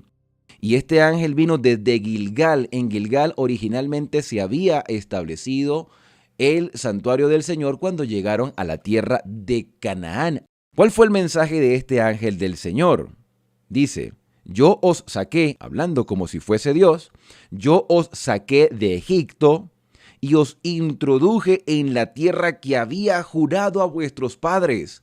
Aquí hay un mensaje directo del Señor. Entonces, no es tan importante saber quién es el mensajero como el mensaje. El mensaje sí es importante. Yo dije, jamás me olvidaré del pacto que hice con vosotros. Aquí hay una promesa, pero una promesa condicional como todas las promesas del Señor. Dios juró por sí mismo que jamás se alejaría del pueblo de Israel, que los protegería, que cumpliría su parte del pacto como siempre lo había hecho. Versículo número 2. Con tal que vosotros no hagáis alianza con los habitantes de esta tierra, yo estaré con ustedes siempre y cuando ustedes no hagan alianza con los habitantes de la tierra, que es precisamente lo que sucedió en el capítulo 1. Empezaron a hacer al cananeo tributario, no lo desarraigaron, el cananeo persistió, los israelitas se conformaron con lo que habían logrado, algunos hicieron alianzas y esto causó terribles consecuencias, y el ángel del Señor o el mensajero del Señor, el Señor envía un mensaje diciendo: yo prometí estar con ustedes, yo hice un pacto, pero ese pacto es condicional. Si ustedes hacen alianza con las otras naciones, entonces yo me apartaré, pero vosotros no habéis atendido a mi voz. ¿Por qué habéis hecho así? ¿Qué pasó? ¿En qué fallé yo? No, el Señor no falló, falló el pueblo, falló el ser humano, como el día de hoy todavía seguimos fallando. Somos nosotros los que le fallamos a Dios, no es Dios el que se aleja de nuestra vida. Dios siempre está con su pueblo. De hecho, llegará un tiempo en la escatología profética, llegará un momento en el que el Espíritu Santo empezará a alejarse de la tierra. Ya lo ha estado haciendo. Pero ¿de quién se aleja el Espíritu Santo? ¿De quién se aleja el Señor? Cuando se acabe el tiempo de gracia, ¿de quién se apartará el Todopoderoso? Se aparta de aquellos que le rechazaron. Dios nunca se apartará de su pueblo. En el fin del tiempo de gracia, sentiremos que el Señor no está, pero sí estará con nosotros. Porque la lucha será grande, pero el Señor está a nuestro lado y necesitamos reconocer y tener la seguridad de que eso será una realidad. Versículo 3. Por eso dije también: no los echaré delante de vosotros, sino que serán un azote para vuestros costados y sus dioses serán para ustedes una trampa. Como ustedes no pudieron desarraigarlo, como ustedes no quisieron cumplir su parte del pacto, porque aquí hay una cooperación divino-humana. Dios cumple su parte, pero utiliza los instrumentos humanos, como pudo haber utilizado a un ser humano para transmitir este mensaje. No fue que la voz de Dios se escuchó audiblemente en el cielo como ocurrió en el monte Sinaí, porque precisamente desde el Sinaí Israel le solicitó al Señor utilizar intermediarios. Y en ese momento fue Moisés. Y en este momento histórico del libro de los jueces, posiblemente pudo haber sido Josué. ¿Cómo sabemos que pudo haber sido Josué? Porque más adelante se muestra que Josué todavía estaba vivo. Se menciona la muerte de Josué en los primeros versículos del capítulo 1, pero el capítulo 1 tanto como el capítulo 2 hacen una recapitulación de eventos que ya habían ocurrido. Por eso el capítulo 1 menciona la propuesta que hace Caleb de dar a su hija a algún valiente que conquiste un territorio específico, y Otoniel fue ese valiente.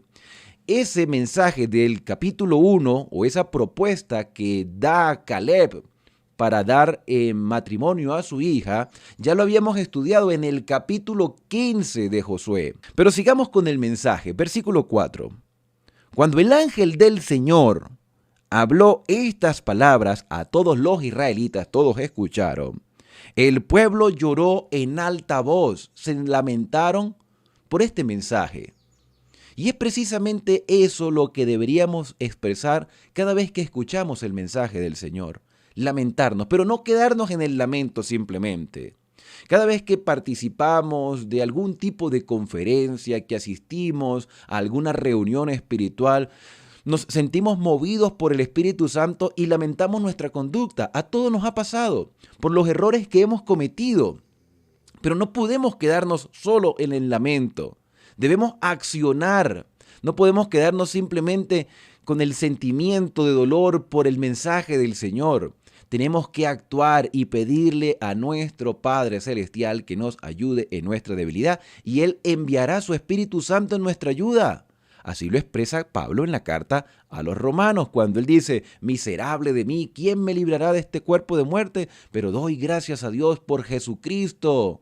Y el Espíritu Santo, dice en el capítulo 8, nos ayuda en nuestra debilidad, porque no sabemos pedir como conviene, pero el Espíritu intercede por nosotros con gemidos indecibles. Aquí vemos un Israel llorando, lamentándose por su situación actual.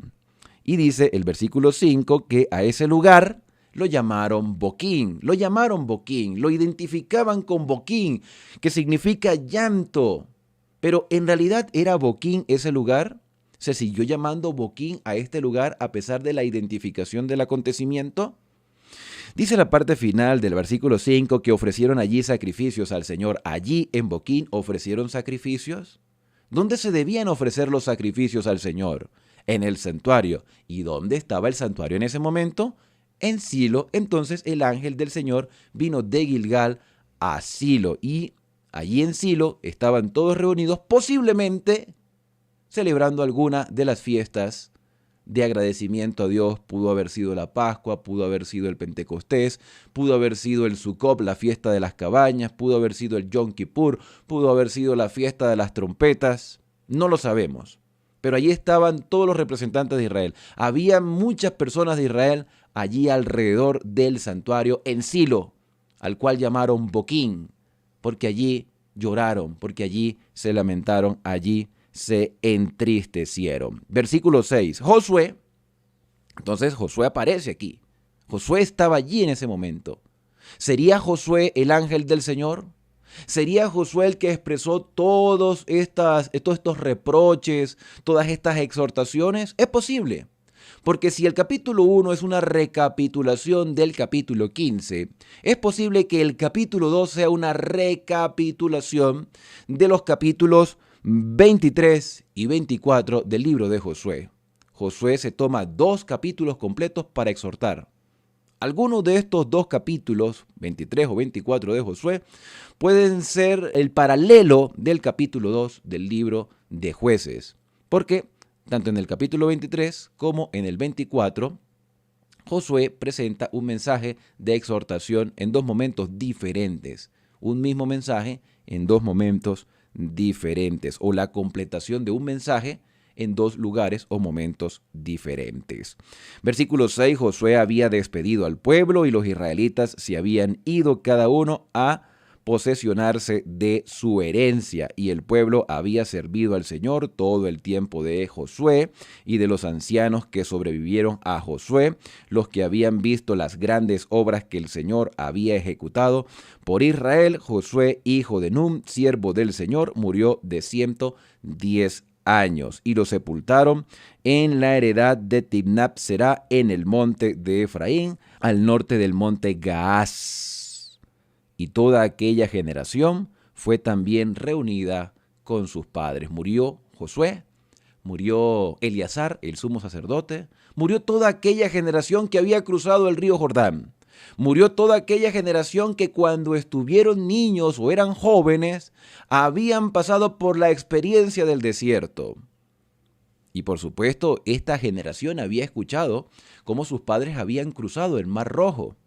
Ellos habían comido el maná, habían visto las consecuencias de la desobediencia, las serpientes ardientes, vieron cómo Acán tuvo que morir porque tomó un manto babilónico y desobedeció a Dios. Todas estas experiencias la vio esta generación, pero una nueva generación se levantó.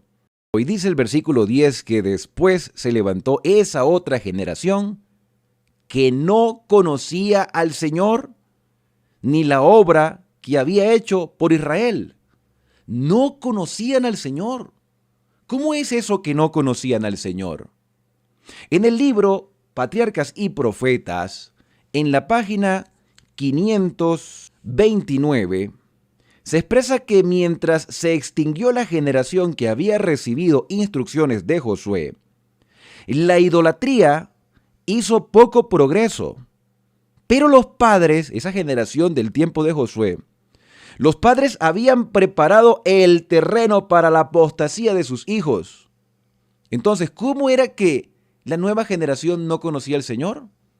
Pues sencillamente los padres no habían dado un testimonio adecuado.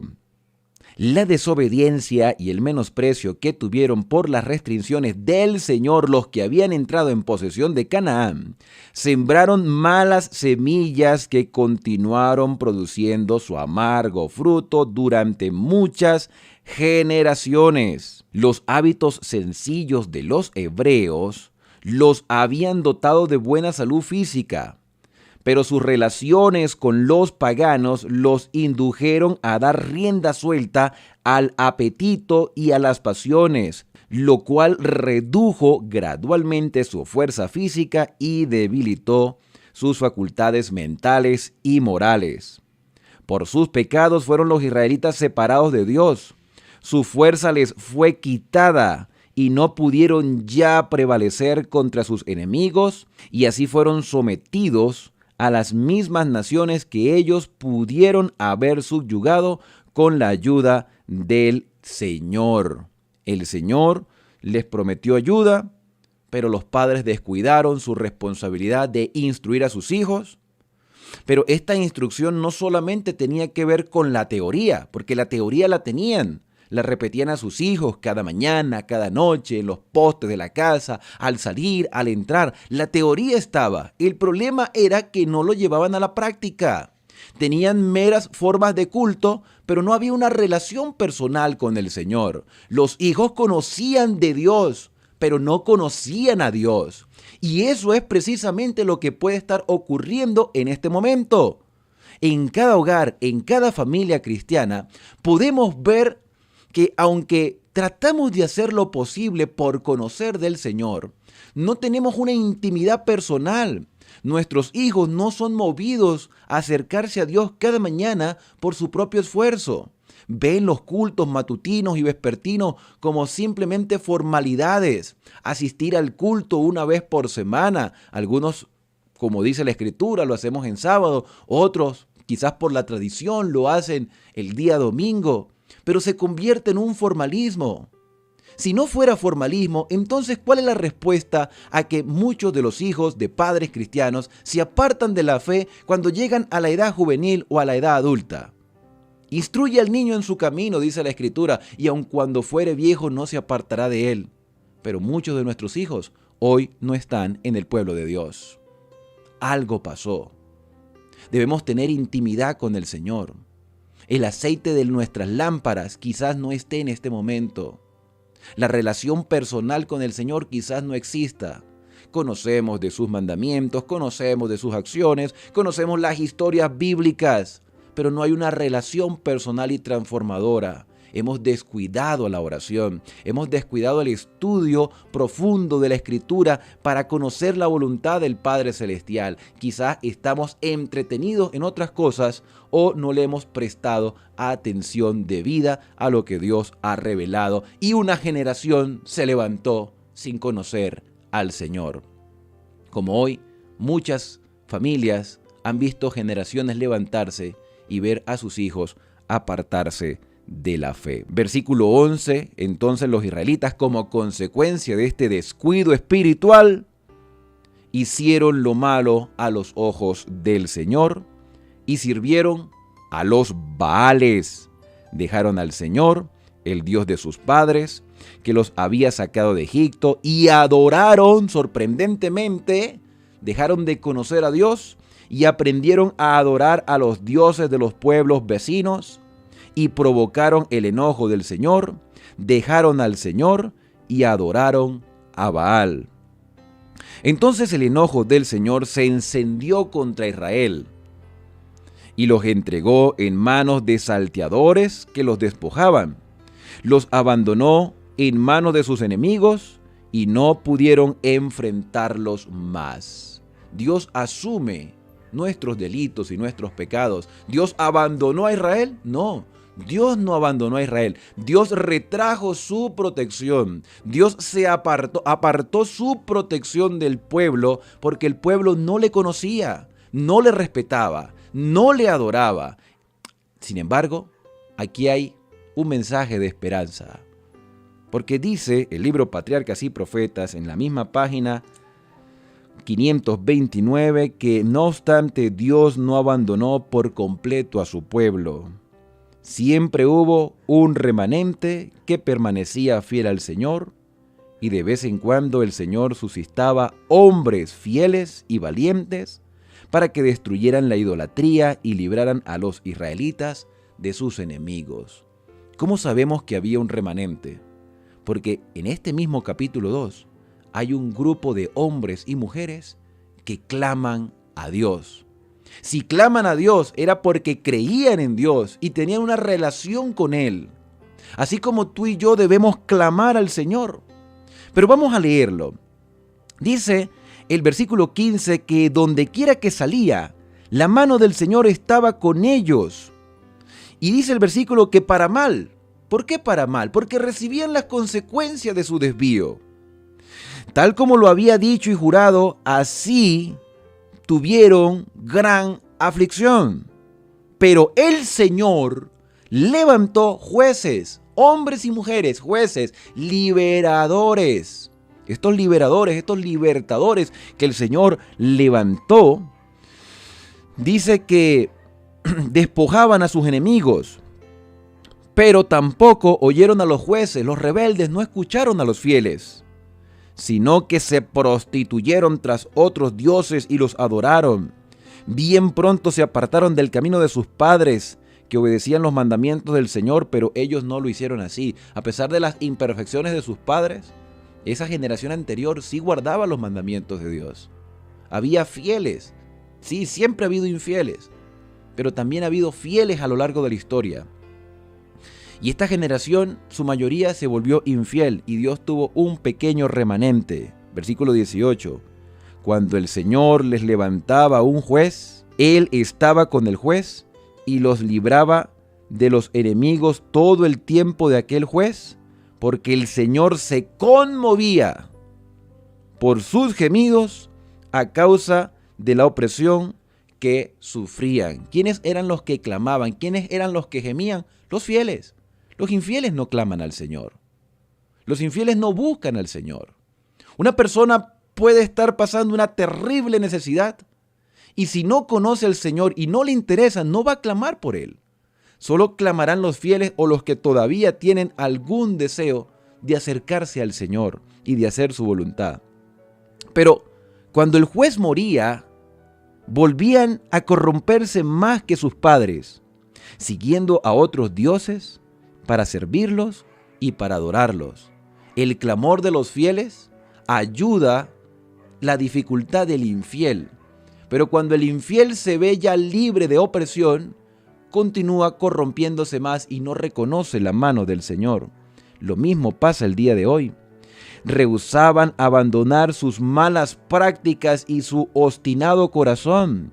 Por eso el enojo del Señor se encendió contra Israel y dijo: por cuanto este pueblo traspasa mi pacto que ordené a sus padres y no obedecen mi voz, tampoco echaré más delante de ellos a ninguno de los pueblos que dejó Josué cuando murió, para probar con ellos a Israel y ver si guardarán el camino del Señor y andarán por él como lo guardaron sus padres. Por eso el Señor dejó aquellas naciones y no las desarraigó de una vez, ni las entregó en manos de Josué. Y hoy, cualquier adversidad que estemos pasando, cualquier dificultad que se nos presente, no solo es una consecuencia por el pecado de muchos, sino que también es una oportunidad que Dios nos brinda para acercarnos a Él. Dios permite las pruebas, los crisoles, las adversidades, para que clamemos. ¿Dónde está el pueblo que clama y gime al Señor? ¿Dónde está el pueblo que llora por el pecado de Israel? ¿Dónde está el pueblo que llora por el pecado de las iglesias actuales? ¿Dónde estás tú, mi querido hermano, en este momento? ¿De parte de ese remanente que obedece los mandamientos del Señor en medio de un mundo corrompido? ¿O formas parte de la mayoría que se apartó y no conoce al Señor? ¿Conoces al Señor? Hoy es el día para conocerle. Hoy es el día para tener una intimidad con Él y entender que el Señor está a nuestro lado.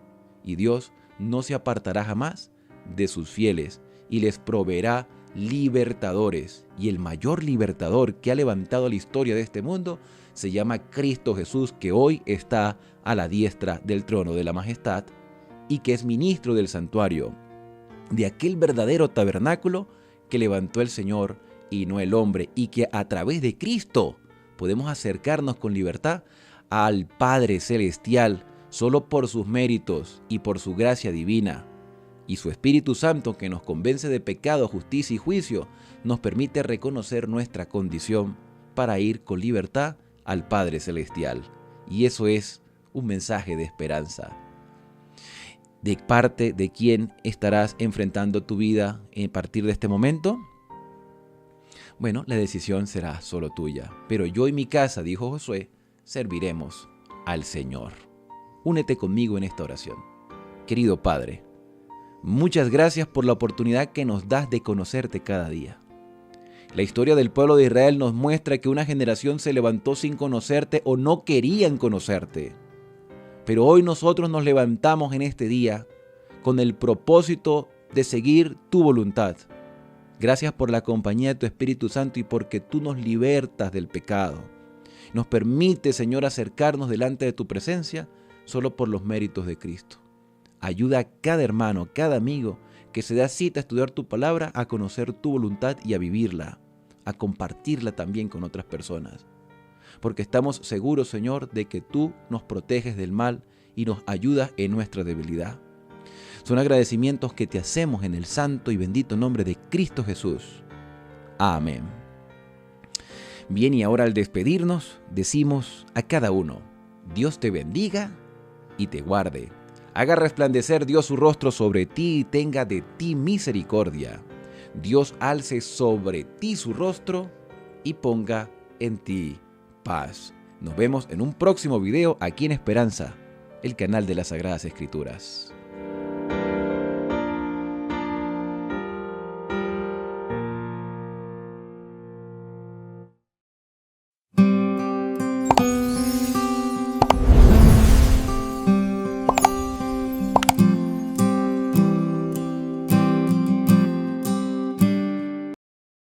Capítulo 2.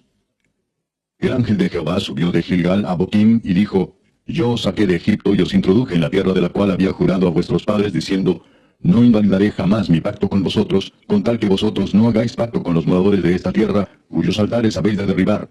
Mas vosotros no habéis atendido mi voz. ¿Por qué habéis hecho esto? Por tanto, yo también digo, no los echaré de delante de vosotros, sino que serán azotes para vuestros costados, y sus dioses os serán tropezadero. Cuando el ángel de Jehová habló estas palabras a todos los hijos de Israel, el pueblo alzó su voz y lloró. Y llamaron el nombre de aquel lugar Boquim, y ofrecieron allí sacrificios a Jehová. Porque ya Josué había despedido al pueblo, y los hijos de Israel se habían ido cada uno a su heredad para poseerla. Y el pueblo había servido a Jehová todo el tiempo de Josué, y todo el tiempo de los ancianos que sobrevivieron a Josué, los cuales habían visto todas las grandes obras de Jehová que él había hecho por Israel. Pero murió Josué, hijo de Nun, siervo de Jehová, siendo de 110 años. Y lo sepultaron en su heredad en Timnat-Sera, en el monte de Efraín, al norte del monte de Gaas. Y toda aquella generación también fue reunida a sus padres. Y se levantó después de ellos otra generación que no conocía a Jehová, ni la obra que él había hecho por Israel. Después los hijos de Israel hicieron lo malo ante los ojos de Jehová, y sirvieron a los Baales. Dejaron a Jehová, el Dios de sus padres, que los había sacado de la tierra de Egipto, y se fueron tras otros dioses, los dioses de los pueblos que estaban en sus alrededores, a los cuales adoraron, y provocaron a ira a Jehová. Y dejaron a Jehová, y adoraron a Baal y a Astarot. Y se encendió contra Israel el furor de Jehová, el cual los entregó en manos de robadores que los despojaron, y los vendió en mano de sus enemigos de alrededor, y no pudieron ya hacer frente a sus enemigos. Por donde quiera que salían, la mano de Jehová estaba contra ellos para mal, como Jehová había dicho, y como Jehová se lo había jurado, y tuvieron gran aflicción. Y Jehová levantó jueces que los librasen de mano de los que les despojaban, pero tampoco oyeron a sus jueces, sino que fueron tras dioses ajenos a los cuales adoraron. Se apartaron pronto del camino en que anduvieron sus padres, obedeciendo a los mandamientos de Jehová. Ellos no hicieron así. Y cuando Jehová les levantaba jueces, Jehová estaba con el juez y los libraba de mano de los enemigos todo el tiempo de aquel juez, porque Jehová era movido a misericordia por sus gemidos a causa de los que los oprimían y afligían. Mas acontecía que al morir el juez, ellos volvían atrás y se corrompían más que sus padres, siguiendo a dioses ajenos para servirles e inclinándose delante de ellos, y no se apartaban de sus obras ni de su obstinado camino. Y la ira de Jehová se encendió contra Israel y dijo, Por cuanto este pueblo traspasa mi pacto que ordené a sus padres y no obedece mi voz, tampoco yo volveré más a arrojar de delante de ellos a ninguna de las naciones que dejó Josué cuando murió, para probar con ellas a Israel si procurarían o no seguir el camino de Jehová, andando en él como lo siguieron sus padres. Por esto dejó Jehová a aquellas naciones sin arrojarlas de una vez, y no las entregó en mano de Josué.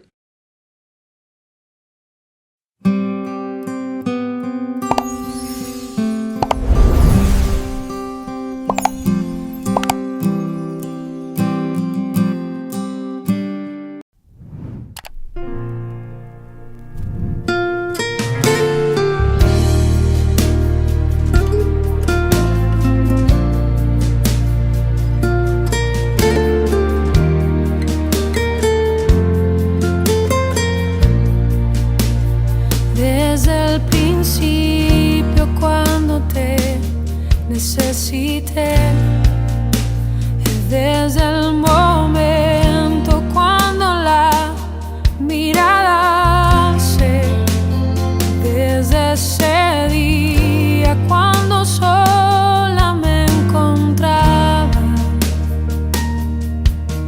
cuando tu mirada en mí se fue a poner, supe que me amaba.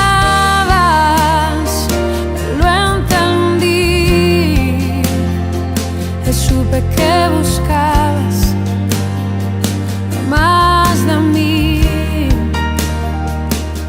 que mucho tiempo me esperaste y no llegué. Supe que me amabas, aunque huí lejos de tu casa. Yo me fui.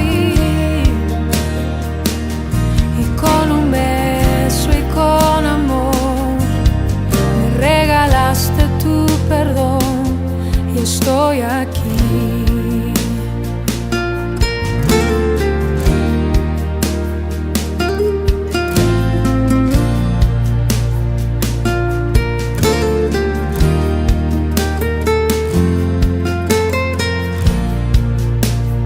Y cuando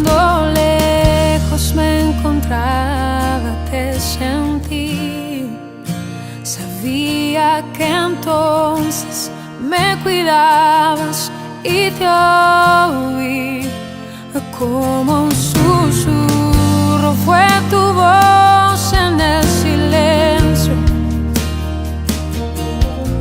Cada día me atraías hacia ti. Supe que me amabas, lo entendí. Supe que buscabas más de mí, que mucho tiempo me esperaste y no llegué. Supe que me amabas, aunque huí lejos de tu casa. Yo me fui y con un beso y con amor me regalaste tu perdón. Supe que me amabas, lo entendí. Supe que buscabas más de mí, que mucho tiempo me esperaste y no llegué, no. Supe que me amabas, aunque huí lejos de tu casa. Yo